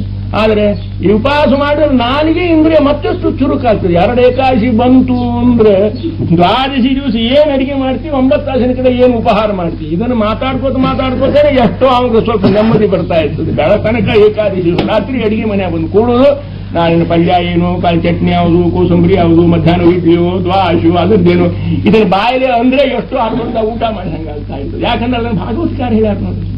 ಅವ್ರು ಹೇಳ್ತಾ ಇದ್ದಾರೆ, ರಸ ಗೀತಾದೊಳಗೆ ಭಗವಂತ ಹೇಳ್ದ, ರಸವರ್ಜಂ ರಸೋಪ್ಯಸ್ಯ ಪರಂ ದೃಷ್ಟ್ವಾ ನಿವರ್ತತೆ. ರಸ ಬಿಟ್ಟು ಉಳುಕಿ ಇಂದ್ರಿಯಗಳು ಕೂಡ ಹಂಗಾರಿ ನಿವೃತ್ತ ಆಗ್ತಾವಂತೆ. ಆದ್ರೆ ಆ ರಸನೇಂದ್ರಿಯ ಜಿಹ್ವೇಂದ್ರಿಯ ಅಂತ ತಿಳ್ಕೊಂಡದ ನೋಡು, ಅದು ಮಾತ್ರ ಕೊನೆಯ ತನಕನೂ ನಿವೃತ್ತಿ. ಪರಮಾತ್ಮನನ್ನು ನೋಡಿದ ಮೇಲೆ ಆ ರಸದ ರುಚಿ ಹೆಚ್ಚಿದ ಮೇಲೆ ಈ ರಸದ ಮೇಲೆ ಆಶಾ ಕಡಿಮೆ ಆಗ್ತಾರೆ. ಅದಕ್ಕಾಗಿ ಆ ಭಕ್ತಿ ರಸ ಅದರೊಳಗೆ ನಾವು ಮುಳುಗಿ ಏನೋ ತನಕ ಈ ನಾಲಿಗೆದು ಕೋಡಿ ವೃತ್ತ ಮಾಡಿರ್ತಾನೆ ಮನುಷ್ಯ. 1 ತಿಂಗಳು ವೃತ್ತ ಮಾಡೋದ್ರೊಳಗೆ ಯಾವಾಗ ವೃತ್ತ ಮುಗಿದಿತ್ತೋ, ಯಾವಾಗ ಹಸಿಮೆಣಸಿಕಾಯಿ ಚಟ್ನಿ ತೊಕ್ಕು ತಿಂದೇನೋ ಆಶಾ ಇಟ್ಕೊಂಡೇನೆ ಆ ಪ್ರಕಾರವಾಗಿ ನಮ್ಮ ಎದುರಿಗೆ ಊಟಕ್ಕೆ ಕೂಡ್ಬಾರ್ದಪ್ಪ ನೀವು, ನಮಗೂ ಆಶೆ ಆಗ್ತದೆ. ಅತ್ಲಾಯಿಂದ ಹೋಗಿ ನನಗರೆ ಬೇರೆ ಹಾಕು, ಅವ್ರಿಗೆ ಬೇರೆ ಹಾಕ, ಅವ್ರ ಮುಂದೆ ನಮ್ಮನ್ನು ಕೂಡಿಸ್ಬಾರ್ದು ಅಂತ ಹೇಳುವಷ್ಟು ಮನುಷ್ಯನಿಗೆ ಜುಹೈಕತೋಚ್ಯುತ ವಿಕರ್ಷತಿ ಮಾ ವಿತೃಪ್ತ. ಭಾಗವತಾಚಾರ್ಯ ಸಾರೋದ್ಧಾರಕಾರ ಹೇಳ್ತಾ ಇದ್ದಾರೆ, ಮಾ ವಿತೃಪ್ತ, ತೃಪ್ತಿ ಅನ್ನೋದೇ ಇಲ್ಲ ಅದಕ್ಕೆ ನಾಲಿಗೆ. ಇವತ್ತು ಬೇಕಾದಷ್ಟು ಶ್ರೀಖಂಡ, ಬಾಸುಂಡೆ, ಪೂರೆ ಎಲ್ಲ ತಿಂದಿರ್ತದೆ, ಅಥವಾ ಉಂಡಿ ತಿಂದಿರ್ತದೆ, ಬೇಕಾದ ತಿಂದು ಸಾಕು ಎಲ್ಲಿ ಮುಂದೆ ಅಡ್ಡು ಬಿದ್ದು ಬೇಡ ಅಂತ ಹೇಳ್ತಾನೆ. ಮುಂದೆ ಬೆಳಗಾವುದ ಮತ್ತೆ ಮರುದು ಸಹ ಏನ್ ಹಾಕ್ತೀವಿ ಇದಕ್ಕೆ, ಇದನ್ನ ಪೂರ್ಣ ಮಾಡೋದೇ ಸಾಧ್ಯ ಇಲ್ಲ ಅಂತ ತಿಳ್ಕೊಂಡಂತ ಇದ್ದಾರೆ. ಜಿಹ್ವೈಗತೋಚ್ಯುತ ವಿಕರ್ಷತಿ ಮಾ ವಿತೃಪ್ತ ಘ್ರಾಣೋನ್ಯತಃ ತ್ವಕ್ ಉದರಂ. ಇವೆಲ್ಲವೂ ಕೂಡ ನಮಗೆ ಒಂದೊಂದು ಇಂದ್ರಿಯಗಳನ್ನ ತೃಪ್ತಿಯನ್ನು ಪಡಿಸಲಿಕ್ಕಾಗುವುದಿಲ್ಲಪ್ಪ. ಅದಕ್ಕೆ ಭಾಗವತಾಚಾರ್ಯ ಹೇಳ್ತಾ ಇದ್ದಾರೆ, ಇದಕ್ಕಾಗಿ ಮನುಷ್ಯರಾಗಿರ್ತಕ್ಕಂಥವರು ಇಂದ್ರಿಯಗಳ ತರ್ಪಣವನ್ನ ಅದರಾಗಿ ಹಣ್ಣಾಗಿ ಹೋಗ್ಯಾರೋ, ಕೃಷ್ಣ ನಿರ್ವಿಣ್ಣರಾಗ್ಯಾರೋ. ಅದಕ್ಕೆ ಕಪಿಲ ಇದಕ್ಕೆ ಏನು ಉಪಾಯ ಹೇಳು ಸ್ವಾಮಿ ಅಂತ ತಾಯಿ ಬಂದು ಕೇಳಿದಾಗ ತಾತ್ವಿಕವಾಗಿರ್ತಕ್ಕಂಥ ಪ್ರಶ್ನೆ ತನ್ನ ಹಡದ ತಾಯಿ ಆ ಮಹಾನುಭಾವರು ಬಂದು ಕೇಳಿದಾಗ ಭಗವಂತನ ಮೈ ರೋಮಾಂಚನ ಆಗಿದೆ. ಕಪಿಲ ನಾಮಕ ಭಗವಂತನದ್ದು ಸಾಂಖ್ಯಶಾಸ್ತ್ರವನ್ನ ಪರಮಾತ್ಮ ಎಷ್ಟು ವಿಸ್ತಾರವಾಗಿ, ಅದನ್ನು ಸ್ವಲ್ಪ ಕಠಿಣ ಇದೆ ಒಪ್ತಾ ಇದ್ದೇನೆ ನಾನು, ಸ್ವಲ್ಪ ಅಲ್ಲಿ ಪ್ರಮೇಯ ಭಾಗಗಳ ಜಟಿಲವಾಗಿರ್ತಕ್ಕಂಥ ಪ್ರಮೇಯ ಭಾಗಗಳಿಂದ ಅದು ಒಳ್ಳೆ ನಿಶ್ಚಿತ ಖಚಿತವಾಗಿದ್ರು ಕೂಡ ಎಷ್ಟು ತತ್ವಗಳ ಕೆನೆಯನ್ನೇ ತೆಗೆದು ಅವಾಗ ಹೆಣ್ಮಗಳಿಗೂ ಕೂಡ ತಿಳಿಯುವ ಹಂಗ ತಿಳಿಯಾಗಿ ಕಪಿಲ ನಾಮಕನಾಗಿರ್ತಕ್ಕಂಥ ಪರಮಾತ್ಮ ತಿಳಿಸಿ ಹೇಳಿದ್ದಾನೆ. ಅದಕ್ಕೆ ಜ್ಞಾನಕಾರ್ಯಾರ್ಥವಾಗಿ ಅವತಾರ. ಐತರೇಯ ಅಂತ ಒಂದು ಜ್ಞಾನಕಾರ್ಯಾರ್ಥವಾಗಿ ಅವತಾರ. ಇತರಾದೇವಿಯಿಂದ ಪರಮಾತ್ಮ ಮಹಿದಾಸ ಅಂತ ತಿಳ್ಕೊಂಡು ಹೆಸರು ಹೇಳಿ ದಾಸಕೂಟಕ್ಕೆ ಮೊದಲ ಮೂಲ ಪ್ರವರ್ತಕನಾಗಿರ್ತಕ್ಕಂಥ ಮೊದಲನೇ ಅವತಾರ ಮಹಿದಾಸ ಅವತಾರ. ಗಮನಿಸಬೇಕಿದನ್ನು ದಾಸಪಂಥದಲ್ಲಿ ಓಡಾಡ್ತಕ್ಕಂಥವರು. ಇದನ್ನ ಕೇವಲ ನಮ್ಮ ಪುರಂದರದಾಸ ಆಗಲಿ, ನರಹರಿ ತೀರ್ಥರಾಗಲಿ ಇವರೇ ಇದಕ್ಕೆ ದಾಸಕೂಟಕ್ಕೆ ಪ್ರಾರಂಭ ಅಂತಲ್ಲಪ್ಪ. ಈ ಮಹಾರಾಯರು ಮಹಿದಾಸಾಭಿರೋಜಜ್ಞೆ ಆಚಾರ್ಯ ಹೇಳ್ತಾ ಇದ್ದಾರೆ, ಆನಂದ ತೀರ್ಥರು ಮಹಿದಾಸಾಭಿರೋಜಜ್ಞೆ ಇತರಾಯಾಸ್ತಪೋಬಲಾತ್. ಯಾರವ?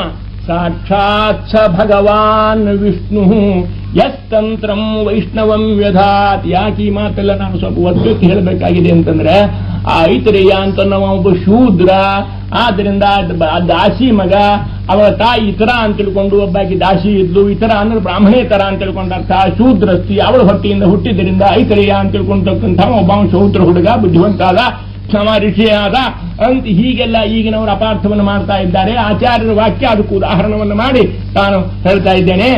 ಆಚಾರ್ಯ ಹೇಳ್ತಾ ಇದ್ದಾರೆ, ಮಹಿದಾಸಾಭಿಡೋ ಯಜ್ಞೆ ಇತರಾಯಾಸ್ತಪೋ ಬಲಾತ್ ಸಾಕ್ಷಾತ್ ಭಗವಾನ್ ವಿಷ್ಣು ಯಸ್ತಂತ್ರಂ ವೈಷ್ಣವಂ ವ್ಯಧಾತ್. ಆದ್ದರಿಂದ ಅವ ಸಾಕ್ಷಾತ್ ವಿಷ್ಣು. ಐತರೇಯ ಉಪನಿಷತ್ತು ಅಂತ ತಿಳ್ಕೊಂಡು ಉಪನಿಷತ್ತಿದೆ. ಆ ಉಪನಿಷತ್ತಿನಲ್ಲಿ ಇತರಾದೇವಿ ಮಗನಾಗಿರತಕ್ಕಂಥ ಐತರೇಯ ಅಂತ ಹೆಸರು, ಮಹಿದಾಸ ಅಂತ ತಿಳ್ಕೊಂಡು ಹೆಸರು. ದಾಸಕೂಟಕ್ಕೆ ಮೊಟ್ಟ ಮೊದಲ ಪ್ರಾರಂಭವನ್ನು ಮಾಡಿ ಸಮಗ್ರ ಮಹಿಯೇವ ದಾಸಃ ಯಸ್ಯ ಸಹ ಮಹಿದಾಸಃ. ಆದ್ದರಿಂದ ಮಹತ್ವ ಪರಿಪೂರ್ಣನಾಗಿರ್ತಕ್ಕಂಥವ, ಪ್ರಪಂಚವೇ ಯಾವನಿಗೆ ದಾಸವಾಗಿದೆಯೋ ಅಂತ ಮಹಿದಾಸ ಅಂತ ತಿಳ್ಕೊಂಡು ಹೇಳ್ತಕ್ಕಂಥ ಅವತಾರ ಆಚಾರ್ಯರು ತಾತ್ಪರ್ಯದಲ್ಲಿ ಹೇಳ್ತಾ ಇದ್ದಾರೆ. ಅಪ ಜ್ಞಾನ ಕಾರ್ಯಾರ್ಥವಾಗಿ ವೇದವ್ಯಾಸ ದೇವರ ಅವತಾರ ಹಂಗೋ ಹಂಗ ಮಹಿದಾಸಾಭಿತವಾದಂತಹ ಅವತಾರ. ಐತರೇಯ ಅಂತ ತಿಳ್ಕೊಂಡು ಹೇಳ್ತಾ ಇದ್ದಾರೆ. ಕಪಿಲ ಅಂತನ್ನೋದು ಜ್ಞಾನ ಕಾರ್ಯಾರ್ಥವಾಗಿ ಅವತಾರ. ದತ್ತಾತ್ರೇಯ ಅಂತನ್ನೋದು ಜ್ಞಾನ ಕಾರ್ಯಾರ್ಥವಾಗಿ ಅವತಾರ. ದತ್ತಾತ್ರೇಯ ಅಂತನ್ನೋದು ಅದು ಯಾರೋ ಒಬ್ಬರು ಸಾಧು ಇತ್ತೀಚೆಗೆ ನಾಯಿಯನ್ನು ಬೆನ್ನು ಹಚ್ಚಿಕೊಂಡಿರ್ತಕ್ಕಂಥ ದತ್ತಾತ್ರೇಯ ಬೇರೆ. ಆದ್ರೆ ಮೂಲವಾಗಿರತಕ್ಕಂಥ ದತ್ತಾತ್ರೇಯ ಅಂತ ಜ್ಞಾನ ಕಾರ್ಯಾರ್ಥವಾಗಿ ಸಾಕ್ಷಾತ್ ಪರಮಾತ್ಮನ ಅವತಾರ ಅಂತ ತಿಳ್ಕೊಂಡಂತ ಇದ್ದಾರೆ. ಯಾಕಂದ್ರೆ ಭಾಗವತದ ಆ ಮಹಾನುಭಾವರಾಗಿರ್ತಕ್ಕಂಥ ಪರಮಾತ್ಮ ಶುಕಮುನಿಗಳು ಭಗವಂತನ ಜ್ಞಾನ ಕಾರ್ಯಾರ್ಥವಾಗಿ ಅವತಾರ ಯಾವುವು ಅಂತ ತಿಳ್ಕೊಂಡು ಕೇಳಿದಾಗೆ ಸಾಲಾಗಿ ದತ್ತಾತ್ರೇಯ ಅವತಾರ ಅಂತ ತಿಳ್ಕೊಂಡಂತ ಇದ್ದಾರೆ. ಏನಾಯ್ತು ಅಂದ್ರೆ ಆ ಅತ್ರಿ ಋಷಿಗಳು ಅನುಸೂಯ ಅಂತ ತಿಳ್ಕೊಂಡು ಹೇಳತಕ್ಕಂಥ ದಂಪತಿಗಳು, ಋಷಿ ದಂಪತಿಗಳು, ಮುನಿ ದಂಪತಿಗಳು, ಆಗಿನ ಕಾಲಕ್ಕೆ ಋಷಿಗಳು ಮುನಿಗಳು ದಾಂಪತ್ಯ ಧರ್ಮವನ್ನು ಅಂಗೀಕಾರ ಮಾಡಿ ಅರಣ್ಯದೊಳಗಿದ್ದು ಗಂಡ ಹೆಂಡತಿ ಇಬ್ಬರು ತಪಸ್ಸು ಮಾಡ್ತಾ ಇದ್ರು. ಹ್ಯಾಂಗ ತಪಸ್ಸು ಮಾಡ್ಬೇಕ್ರಿ? ಏನು ಕಾಂಪಿಟೇಷನ್ ಹಾಕಿ ತಪಸ್ಸು ಮಾಡ್ಯಾರೇನೋ ಅನ್ನೋ ಹಂಗ ಅವರ ತಪಸ್ಸು. ಗಂಡನಿಗಿಂತ ಹೆಂಡತಿ ತಪಸ್ಸು. ತಪಸ್ಸು ಅಂದ್ರೇನು? ಜಪಮಾಲಿ ಇಟ್ಟುಕೊಂಡು ಓಂ ನಮೋ ನಾರಾಯಣ ಅನ್ನಂಗಿಲ್ಲ. ಗಂಡಗ ಸಕಲ ವಿಧವಾಗಿರತಕ್ಕಂಥ ಅನುಕೂಲತಾವನ್ನ ಮಾಡಿಕೊಟ್ಟು ಅವರ ತಪಸ್ಸು ಕೂತರು ಅಂದ್ರೆ ಅವರ ಎದುರಿಗೆ ಖಂಡಿತಾನೂ ಕೂಡ ಪತ್ಯಂತರಿತನಾಗಿರತಕ್ಕಂಥ ಪರಮಾತ್ಮನ ಧ್ಯಾನ ಮಾಡ್ತಾ ಕೂತ್ಕೊಂಡಿರ್ಬೇಕು. ಇದು ಪರಮ ಹೆಣ್ಮಕ್ಕಳ ತಪಸ್ಸು. ಈ ಅತ್ರಿ ಮತ್ತು ಅನುಸೂಯ ಅಂತ ತಿಳ್ಕೊಂಡು ಹೇಳ್ತಕ್ಕಂಥ ಮಹಾನುಭಾವರಾಗಿರ್ತಕ್ಕಂಥ ಋಷಿಗಳು ತಪಸ್ಸನ್ನು ಮಾಡಿದರು. ಇಬ್ಬರೂ ಕೂಡಿ ಮಾಡಿರ್ತಕ್ಕಂಥ ಈ ದಂಪತ್ ಪೂಜಾ ಇದ್ದಂಗ. ದಂಪತ್ ಪೂಜಾ ಅಂದ್ರೆ ಅರ್ಥ ದಂಪತಿಗಳಿಗೆ ಪೂಜಾ ಅಲ್ಲ, ದಂಪತಿಗಳು ಇಬ್ಬರೂ ಕೂಡಿ ಮಾಡತಕ್ಕಂಥ ಪರಮಾತ್ಮ ಪೂಜಾ. ಇದು ದಂಪತ್ ಪೂಜಾ ಅಂತ ಶಾಸ್ತ್ರದೊಳಗೆ ವಿಧಾನ ಮಾಡ್ತಾ ಇದ್ದಾರೆ. ಆದ್ರಿಂದ ಈ ದಂಪತ್ ಪೂಜೆಯಿಂದ ದಂಪತಿಗಳು ಮಾಡಿರ್ತಕ್ಕಂಥ ಪೂಜಾ ರೂಪವಾದ ತಪಸ್ಸಿನಿಂದ ಪ್ರಸನ್ನನಾಗಿ ಪರಮಾತ್ಮ ಎಷ್ಟು ಪ್ರಸನ್ನ ಆದ ಅಂದ್ರೆ ಬಂದು ಹೇಳಿದ ಅತ್ರೇ ಪರಮಾತ್ಮ ಬಂದು ಹೇಳ್ತಾ ಇದ್ದಾನೆ. ಪ್ರಸನ್ನನಾಗಿ ಪ್ರತ್ಯಕ್ಷನಾಗಿ ಪರಮಾತ್ಮ ದತ್ತೋ ಮಯಾಮಿತಿ ಯದೇ ಭಗವಾನ್ ಸದತ್ತಃ. ಏನು ಬೇಕದನ್ನು ವರ ಬೇಡು ಅಂತಂದ. ವರ ಬೇಡು ಅಂದ್ರೆ ಇವರಿಬ್ಬರು ಗಂಡ ಹೆಂಡತಿ ಭಕ್ತ ದೇವರು ನೋಡ್ಕೋತ ನಿಂತ್ಕೊಂಡ್ಬಿಟ್ರು. ಕರುಳ ಎರಡೂ ಕಣ್ಣುಗಳನ್ನು ಯಮೆ ಪಿಳಿತಿಸದೆ ಆಪಾದ ಮೌಲಿ ಪರ್ಯಂತಮ್ಮ ಹರಿನಾಮ್ ಗುರುನಾಮಲ್ಲ ಹರಿನಾಮ ಪರಮಾತ್ಮನ ಹರಿ ಆಕಾರ ನೋಡ್ಕೋತಿ ಎರಡು ಹುಚ್ಚನಂಗ್ ಗಂಡ ಹೆಂಡತಿ ಪಿಳಿ ಪಿಳಿ ಪಿಳಿ ಪಿಳಿ ಪಿಳಿ ದೇವರಿಂದ 5 ನಿಮಿಷ 10 ನಿಮಿಷ 15 ನಿಮಿಷ ಇವರು ಕಣ್ಣು ಮುಚ್ಚುವಲ್ರು, ತೆರೆದು ಬಾಯಿ ಮುಚ್ಚುವಲ್ರು. ಬಾಯಿ ತೆಗೆದಾರ, ಕಣ್ಣು ತೆರೆದಾರ, ದೇವರನ್ನು ನೋಡ್ಕೋತ ನಿಂತು ಬಿಟ್ಟಿದ್ದಾರೆ. ಪರಮಾತ್ಮಂದ ಇದೇನಪ್ಪ ಪುರಾಣ ಮುಗಿಲಿಕ್ಕೆ ಪ್ರಸಂಗ ಬಂತು, ನಿಮ್ಗೆ ಇನ್ನ ಏನು ಹೇಳೇ ಬಂದಿಲ್ಲ ಸುದ್ದಿ, ಏನು ಬೇಕು ನಿಮಗೆ? ಅವರಂದ್ರು ಸ್ವಾಮಿ ಅಂದ್ರು ನಾವು ಕೇಳಿದ್ದು ಕೊಡಬೇಕು ಪ್ರಭು, ಕೊಡ್ತೀಯ? ಸಂಶಯ ಬಂತು ನಿಮ್ಮ ಗಂಧ. ನನ್ನ ಅನುಗ್ರಹದಿಂದ ರುದ್ರದೇವರು ಬ್ರಹ್ಮದೇವರೇ ಬೇಕಾದ ವರ ಕೊಡ್ತಾರೆ, ಮತ್ತೆ ನಿನ್ಗ್ಯಾಕೆ ಸಂಶಯ ಬಂತು ಅಂತ ಕೇಳಿದ. ಸ್ವಾಮಿ ಹಾಗಾದ್ರೆ ಏನಾಗ್ಬೇಕು ನಮಗೆ? ಇಕ ನಿನ್ನ ರೂಪ, ನಿನ್ನ ಈ ಸ್ವರೂಪ ಇದೇನು ಸಾಕ್ಷಾತ್ ಮನ್ಮಥನಂಗಿದೆ ಸ್ವಾಮಿ. ಥೇಟ್ ನಿನ್ನ ಹಂಗೆ ಇರ್ತಕ್ಕಂಥ ಒಬ್ಬ ಗಂಡಸು ಮಗನ ಕೊಟ್ಟು ಬಿಡು ಅಂತ ದೇವರಂದ. ಇದು ನನ್ನನ್ನು ಪೇಚಿನಾಗಿ ಸಿಲುಗಿಸಿದ್ರಿ ಅಂದ.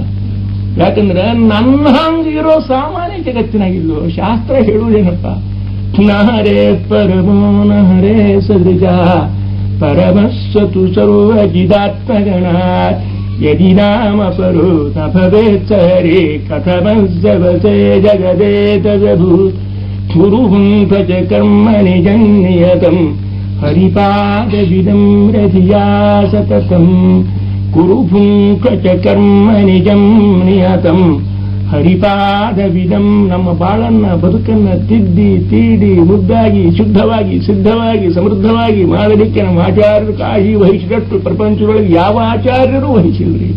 ಮಹಾರಾಜರು ಹೇಳ್ತಾ ಇದ್ದಾರೆ ನಮಗೆ ತತ್ವೋಪದೇಶವನ್ನು ಮಾಡಲಿಕ್ಕಾಗಿ ಈಶಾವಾಸ್ಯಮಿದಂ ಸರ್ವಂ ಯತ್ಕಿಂಚ ಜಗತ್ಯಾಂ ಜಗತ್ ಕುರ್ವನ್ನೇವೇಹ ಕರ್ಮಾಣಿ ಜಿಜೀವಿಷೇರ್ಷತಜ್ಞ ಸುಮಾಹ ಏವಂ ತ್ವಯಿ ನಾನ್ಯಥೇತೋಸ್ತಿ ನ ಕರ್ಮ ಲಿಪ್ಯತೆ ನರೇ. ಈ ಉಪನಿಷತ್ತು ವೇದಾಂತಗಳ ಸಾರವನ್ನೇ ಎರಕ ಹಾಕಿ ದ್ವಾದಶ ಸ್ತೋತ್ರದೊಳಗೆ ಸಂಗೀತ ರೂಪದಿಂದ ದಾಸರಾಹಿತ್ಯ ಮುಂದೆ ಬರೀಲಿ ಅಂತ ತಿಳ್ಕೊಂಡು ಆಚಾರ್ಯ ಮಹಾನುಭಾವರು ಹೇಳ್ತಾ ಇದ್ದಾರೆ. ಕುರುವಂ ತ್ವಚ ಕರ್ಮ ನಿಜಂ ನಿಯತಂ. ಅದು ಹೆಂಗೆ? ಹರಿಪಾದ ವಿನಮ್ರಧಿಯಾ ಸತತಂ. ಯಾಕ? ಹರಿರೇವ ಪರೋ ಹರಿರೇವ ಗುರುರ್ ಹರಿರೇವ ಜಗತ್ ಪಿತೃಮಾತ್ರ ಗತಿ ನ ತತೋಸ್ತ್ಯ ಪರಂ ಜಗದೀಡ್ಯತಮಂ ಪರಮಾತ್ಪರತಃ ಪುರುಷೋತ್ತಮತಃ ತದದಂ ಬಹುಲೋಕ ವಿಚಿಂತನಯ ಪ್ರವಣಂ ಕುರು ಮಾನಸಮೀಶ ಪದೇ ನ ಹರೇಃ ಪರಮೋ ನ ಹರೇಃ ಸದೃಶಃ. ಸಮಾಚಾರ ಮಾತು ಕೇಳಿದ್ರಿ ಅತ್ರಿ ಋಷಿಗಳ, ನೀವು ಇಂಥ ಮಹಾನುಭಾವರಾಗಿದ್ದೀರಿ. ವಾಯುದೇವರ ಮಾತನ್ನ, ಮಧ್ವಾಚಾರ್ಯರ ಸಂದೇಶವನ್ನ ಏನು ಕೇಳಲಿಲ್ವ ನೀವು? ಅವ್ರು ಹೆಂಗೆ ಕೇಳ್ಬೇಕ್ರಿ? ಮಧ್ವಾಚಾರ್ಯರು ಈಗ ಕಲಿಯುಗ ಹುಟ್ಟಿದ್ದಾರೆ, ಆ ಮಹಾರಾಯರಿದ್ದಾರೆ. ಆದ್ರೆ ಮಧ್ವಾಚಾರ್ಯರ ತತ್ವ ಸನಾತನ ಶಾಶ್ವತ ಸತ್ಯ ಸಿದ್ಧಾಂತ, ಅದು ಹಿಂದಿಂದಲ್ಲ. ಅವ್ರು ಹೇಳಿದ್ರು, ನಿರಸ್ತ ಸಾಮ್ಯಾದಿ ಶಯೇನ ರಾಧಸ ಮಹೀಯತಿ ಬ್ರಹ್ಮಣಿರಂಸತೆ ನಮಃ. ಭಾಗವತ ಮಂಗಳಾಚರಣ ಪದ್ಯದೊಳಗೆ ಮಧ್ವಾಚಾರ್ಯ ಸಿದ್ಧಾಂತ ಪ್ರತಿಪಾದಿತ ಆಗಿದೆ. ನ ಹರೇ ಪರಮೋ ನ ಹರೇ ಸದೃಶಃ ಪರಮಸ್ಸತು ಸರ್ವಜಿದಾತ್ಮಗಣಾತ್. ಈ ಸಿದ್ಧಾಂತವನ್ನ ವೇದದೊಳಗೆ ಶಾಸ್ತ್ರದೊಳಗೆ ಆಚಾರ್ಯರು ಹೇಳಿದ ಸಿದ್ಧಾಂತ ಇದು. ಅದು ಎಲ್ಲಿ ಆಗ್ತಾ ಇದೆ? ಭಾಗವತದ ಮಂಗಳ ಪದ್ಯದೊಳಗೆ ಅದರ ಪ್ರತಿಧ್ವನಿ ನಮಗೆ ಕೇಳಿ ಬರ್ತಾ ಇದೆ. ನಿರಸಯೇದ ಆತ್ಮಾತ್ಮ ವತಾಮಧೀಶ್ವರ ನಿರಸ್ತ ಸಾಮ್ಯಾದಿ ಶಯೇನ ರಾಜಸ ಮಹೀಯಸಿ ಬ್ರಹ್ಮಣಿರಂಸ್ಯತೆ ನಮಃ. ನಿರಸ್ತವಾದ ಸಾಮ್ಯ ಪರಮಾತ್ಮನೇ ಸಮಾನವೇ ಇಲ್ಲ. ಅಂದಮೇಲೆ ಅಧಿಕ ಅಂತೂ ಅದು ಶಕ್ತಿನ ಧೂಮಪಾಸ್ತಂ ರಸೋಯೋಷ್ಟಮಃ ಹೇಳಿದವರು. ಲಕ್ಷ್ಮೀಕಾಂತ ಸಮಂತತೋಪಿ ಕಲಯನ್ನ ನೈವೇಜೇ ತುಷ್ಟೇ ಸಮಂ ಪಶ್ಯಾಮಿ. ಹೇ ಲಕ್ಷ್ಮೀಕಾಂತ ನಾರಾಯಣ, ಸಮಂತತೋಪಿ ಕಲಯನ್ ಸಮಂತತೋಪಿ ವಿಮರ್ಶನ್ ವಿಚಾರಯನ್ ವಿಲೋಕಯನ್ ಆಲೋಡಯನ್ ಆಲೋಚಯನ್ ಆಲೋಕಯನ್. ಎಲ್ಲೆಲ್ಲೂ ಏನು ಮಾಡಿದ್ರು ಸ್ವಾಮಿ ನಿನ್ನ ಸಮ ಸಿಗುವಲ್ತು ಪ್ರಭು, ಸಮಾನೇ ಸಿಗುವಲ್ತು. ಅಂದ್ರೆ ನಿನ್ನ ಇದಕ್ಕಿಂತ ಹೆಚ್ಚಿಂದು ಮಿಗಿಲಾದದ್ದು ನಿನಕ್ಕಿಂತ ಮಿಕ್ಕಿದ್ದು ಅದಂತೂ ಪ್ರಪಂಚದೊಳಗೆ ಅಷ್ಟಮ ರಸ. ಇರುವವೇ 6 ರಸ, 7ನೇ ರಸನೇ ಇಲ್ಲ, ಇನ್ನು 8ನೇ ರಸ ಬರುವಲ್ತು ಚಂದ್ರಿ. ಎಂದು ಕೊಡ್ತೀರಪ್ಪ? ನಮ್ ಬಾಕಿ ಭಾಗ ಸಾತು ಒಂದು ಡೇಟ್ ಕೊಟ್ಬಿಡ್ರಿ, ನಮ್ಗೆ ಇಂಥ ತಾರೀಕು ಅಂತ ಹೇಳ್ಬಿಟ್ಟು ಕೊಡ್ತೀವಿ ಅಂತಂದ್ರೆ ಸರಿಯಾಗಿ ಹೇಳ ನಿನಗೆ ಡೇಟ್ ಹೇಳು. ಹಂಗಾರೆ 33ನೇ ತಾರೀಕಿಗೆ ಕೊಡ್ತೀನಿ ಅಂತ ಹೇಳ್ಬಿಟ್ರೆ, ಇಲ್ಲ ತಾರೀಕು ಇರುವುದೇ 30, ಬಹಳ ಆದ್ರೆ 31, 32 ಇಲ್ಲ, 33ನೇ ತಾರೀಕು ಅಂದ್ರೆ ಇಲ್ಲ, ಕೊಡುದಿಲ್ಲ ಅಂತ ಅರ್ಥ. ಹಂಗ ಆಚಾರ್ಯ ಹೇಳ್ತಾ ಇದ್ದಾರೆ. ಲಕ್ಷ್ಮೀಕಾಂತ ಸಮಂತತೋಪಿ ಕಲಯನ್ನ ನೈವೇದಿತುಸ್ತೇ ಸಮಂ ಪಶ್ಯಾಮಿ. ಉತ್ತಮ ವಸ್ತು ಸಮಾನೇ ಸಿಗಲಿಲ್ಲ ಅಂದ್ಮೇಲೆ ಉತ್ತಮ ವಸ್ತು ಎನಿಸಿರಬೇಕು. ಪಶ್ಯಾಮ್ಯುತ್ತಮ ವಸ್ತು ದೂರತರತೋ ಪಾಸ್ತಂ ರಸೋಯೋಷ್ಟಮ. 8ನೇ ರಸ, 6ನೇ ಇರುವುದು ರಸ 6, 7ನೇ ರಸನೇ ಇಲ್ಲ ಅಂದ್ಮೇಲೆ 8ನೇ ರಸ ಎಲ್ಲಿ ಬರ್ಬೇಕ್ರಿ? 30ನೇ ತಾರೀಕು ಬೇಡ, 31 ಒಂದೊಂದು ತಿಂಗಳು ಬರ್ತದೆ. 32ನೇ ತಾರೀಕು ಅನ್ನೋದೇ ಹುಟ್ಟಿಲ್ಲ ಜಗತ್ತಿನೊಳಗೆ. ಇನ್ನು 33ನೇ ತಾರೀಕು ಹಿಂದಿವಸ ನಿನ್ನ ಹಣ ಕೊಡ್ತೀನಿ ಅಂದ್ರೆ ಕೊಡೋದಿಲ್ಲ ಅಂತ ಅರ್ಥ. ಹಂಗ 8ನೇ ರಸ ಅಂತ ಹೇಳ್ತಾರೆ. ಪರಮಾತ್ಮನಿಗಿಂತ ಮಿಗಿಲಾದಂತಹ ವಸ್ತು ಅಂದ್ರೆ 8ನೇ ರಸ ಅಂದ್ರೆ ಇಲ್ಲ, ಅಸಂಭಾವಿತ. ಮೊಲದ ಕೂಡು, ಶಶಿವಿಷಾಣ, ಏನು ಘಮ ಘಮ ಘಮ ಘಮ ಘಮ ಆಕಾಶ ಕುಸುಮ ವಾಸನೆ ಬರ್ತದ್ರಿ ಅಂದ್ರೆ ಆಕಾಶದೊಳಗೆ ಏನು ಕುಸುಮ ಏನು ಅಲ್ಲಿ ಸರೋವರನ ಅಲ್ಲಿ ಹೂ ಹುಡ್ತದೆ, ಅಲ್ಲಿ ಹಂಗೆ ಅಶಕ್ಯ ಅಸಂಭಾವಿತ. ಆ ರೀತಿಯಾಗಿ ಅಂತ ತಿಳ್ಕೊಂಡು ಹೇಳ್ತಾ ಇದ್ದಾರೆ. ಆದ್ದರಿಂದ ಪರಮಾತ್ಮ ಇವರು ವರ ಬೇಡಿದರು. ಏನಂತ ಬೇಡಿದ್ರು? ಸ್ವಾಮಿ ಹೇಡ್ ಕದ್ರು ಭೂಮೆ ಹೋಗ ನಿನ್ನ ಹಂಗೆ ಇರ್ತಕ್ಕಂಥ ಒಬ್ಬ ಮಗ, ಸ್ವಲ್ಪ ಮತ್ತ ಎಡ ಇತ್ತು ಅಂದ್ರೆ ಪರ್ತು ಹೋಗವ್ರು ನಾವು ಹುಡುಗರು. ಆದ್ದರಿಂದ ಚಲೋ ನಿನ್ನ ಹಂಗಿರ್ತಕ್ಕಂಥ ಮಗನ ಕೊಡು ಅಂತ ತಿಳ್ಕೊಂಡಂದ ಅಷ್ಟೇ ಸ್ವಾಮಿ ಅಂದ. ಋಷಿಗಳ ಅಂದ, ನೀವೆಲ್ಲ ಕೇಳಿದ್ರಿ ಇದು ಅಶಕ್ಯ ಮಾತ್ರಿ ಅಂದ. ಯಾಕಂದ್ರೆ ನನ್ನಂಥವ್ರ ಪ್ರಪಂಚದೊಳಗೆ ಇನ್ನೇನು ಹುಟ್ಟೋದೇ ಸಾಧ್ಯ ಇಲ್ಲ. ಆದ್ರಿಂದ ಇದು ನಿಮ್ಮ ವರವನ್ನು ಪೂರೈಸಲಿಕ್ಕೆ ಆಗೋದಿಲ್ಲ ಒಂದು ಪರಮಾತ್ಮ. ಆ ಬ್ರಾಹ್ಮಣ ನಿಶ್ಚಿಂತ ಕೂತ್ಕೊಂಡ್ಬಿಟ್ಟಿರ್ತ, ಹೇಳಿ ಹಂಚ್ರಿ ಅಂತ ಹೇಳಿದವ. ಯಾಕೆ ನಾನು ಕೊಟ್ಟೇನಿ, ನೀ ಹೇಳಿ ಅಂದ್ಮೇಲೆ ನಿನ್ನ ಮಾತು ಎಂದು ವ್ಯರ್ಥ ಆಗುದಿಲ್ಲ. ಸತ್ಯ ಸಂಕಲ್ಪನಾಗಿರ್ತಕ್ಕಂಥ ಸ್ವಾಮಿ, ನೀ ಹೇಳಿದ ವರ ಕೊಡ್ತೀನಿ ಅಂತಂದಿರಿ, ಅದನ್ನು ರಕ್ಷಣೆ ಮಾಡೋದು, ಅದನ್ನು ಕಾಯ್ಕೊಂಬುದು ನಿನ್ನ ಜವಾಬ್ದಾರಿ. ಅದಕ್ಕೆ ನಾ ಯಾಕೆ ವಿಚಾರ ಮಾಡಲಿ ಅಂದ. ಮರೆಯದ ಸಲಹೋ ಶರಣಾಗತರನು ಮರುತಾಂತರ್ಗತ ಸಿರಿಜಯ ವಿಠಲ. ಸ್ವಾಮಿ ಮರೆಯದ ಸಲಹೋ ಶರಣಾಗತರನು ಭಕ್ತವತ್ಸಲ ಅಂತ ಬಿರುದು ಪತ್ತ ಮೇಲೆ ಸ್ವಾಮಿ ನನಗೆ ಅನುಗ್ರಹಣೆ ಮಾಡಬೇಕು. ಅದಕ್ಕಾಗಿ ನಿನಗೆ ಸೇರಿದ್ದು ದೇವರಂದ. ನನಗೆ ದೊಡ್ಡ ಪ್ರಾಬ್ಲಮ್ ತಂದಿಟ್ಟಲ್ಲಪ್ಪ ಅಂದ. ಆಗ್ಲಿ ಅಂದ. ಮತ್ತೆ ಹಂಗಾರೆ ಮಾಡಿ ದೇವರು ಹೊರ ಕೊಟ್ಟ ಅನ್ನೋದು ಹೇಳ್ಬಿಡ್ಬೇಕಲ್ಲ. ಅವಾಗ ತಾನೇ ಹೇಳ್ಬಿಟ್ಟ, ಅವ್ರಿಗೆ ಹಂಗಾರೆ ನಮ್ಮಂಥವನ್ನು ಕೊಡ್ಲಿಕ್ಕಾಗೋದಿಲ್ಲ, ಅದಕ್ಕೆ ನಾನೇ ನಿನ್ನ ಗಂಡಸ ಮಗಾಗಿ ಹುಟ್ಟು ಬರ್ತೀನಿ ಅಂದ. ಹಿಂಗೆ ಬಾರೋ ಹಾದಿಗೆ ನಾವು ಬ್ರಾಹ್ಮಣ, ನನಗೆ ಗೊತ್ತು ಸ್ವಾಮಿ ನಿನ್ನ ಸಮಾನ ಇಲ್ಲ ಅಂತ. ಅಂದ್ರೆ ನೀನೇ ನನ್ನ ಮಗ ಆಗು ಅಂತಂದ್ರೆ ಎಲ್ಲಿಯಾದ್ರೂ ಅಪಚಾರ ಆದಿತ್ತಲ್ಲ ಅಂತ ತಿಳ್ಕೊಂಡು ನಿನ್ನಂಥವನು ಕೊಡು ಅಂದ್ಬಿಟ್ಟೆ. ಆದ್ರಿಂದ ನೀನೇ ಬರ್ತಾ ಇದ್ದೀರಿ. ಭಗವಂತ ಹೇಳ್ದ, ದತ್ತೋಮಯ ಇತಿಯತ ಭಗವಾನ್ ಸದತ್ತ. ನನ್ನನ್ನೇ ನಿಮಗೆ ದತ್ತ ಕೊಟ್ಟು ಬಿಟ್ಟಿನಿ ಅಂತ ತಿಳ್ಕೊಂಡು ದತ್ತಾತ್ರೇಯ ದತ್ತಾತ್ರೇಯ ಅಂತ ಹೆಸರಾದವನಿಗೆ. ಅತ್ರಿ ಋಷಿ ಮಗನಾದ್ದರಿಂದ ಆತ್ರೇಯ. ನನ್ನನ್ನೇ ನಿಮಗೆ ದತ್ತವ ಆವತ್ತಿಳಿದು ದತ್ತು ಕೊಡುವುದು ಅಂತ ಶಬ್ದ ರೂಢಿ ಒಳಗೆ ಬಂತಂತೆ. ದತ್ತ, ನನ್ನನ್ನೇ ನಿಮಗೆ ದತ್ತವಾಗಿ ಕೊಟ್ಟು ಬಿಟ್ಟಿದ್ದೇನೆ. ಆ ಅತ್ರಿಯ ಮಗನಾದದ್ದರಿಂದ ಆತ್ರೇಯ, ದತ್ತಾತ್ರೇಯ ದತ್ತಾತ್ರೇಯ ಅಂತ ತಿಳ್ಕೊಂಡು ಆ ಪ್ರಕಾರವಾಗಿ ಪರಮಾತ್ಮ ಹೆಸರು ಬರ್ತಾ ಇದೆ. ಇದು ಕೂಡ ಜ್ಞಾನಕಾರಿ ಅರ್ಥವಾಗಿರ್ತಕ್ಕಂಥ ಅವತಾರ. ಹಂಸ ಅಂತ ತಿಳ್ಕೊಂಡು ನಾವೆಲ್ಲ ನಮ್ಮ ಮೂಲ ಮಠಗಳ ಮೂಲ ಪುರುಷನಾಗಿರ್ತಕ್ಕಂಥ ಸಾಕ್ಷಾತ್ ಶ್ರೀಹರಿ ಹಂಸನಾಮಕನಾಗಿರ್ತಕ್ಕಂಥ ಪರಮಾತ್ಮ, ಅದು ಒಂದು ಕೂಡ ಪರಮಾತ್ಮನ ಒಂದು ಜ್ಞಾನಕಾರಿ ಅರ್ಥವಾಗಿ ಬರ್ತಕ್ಕಂಥ ಅವತಾರ.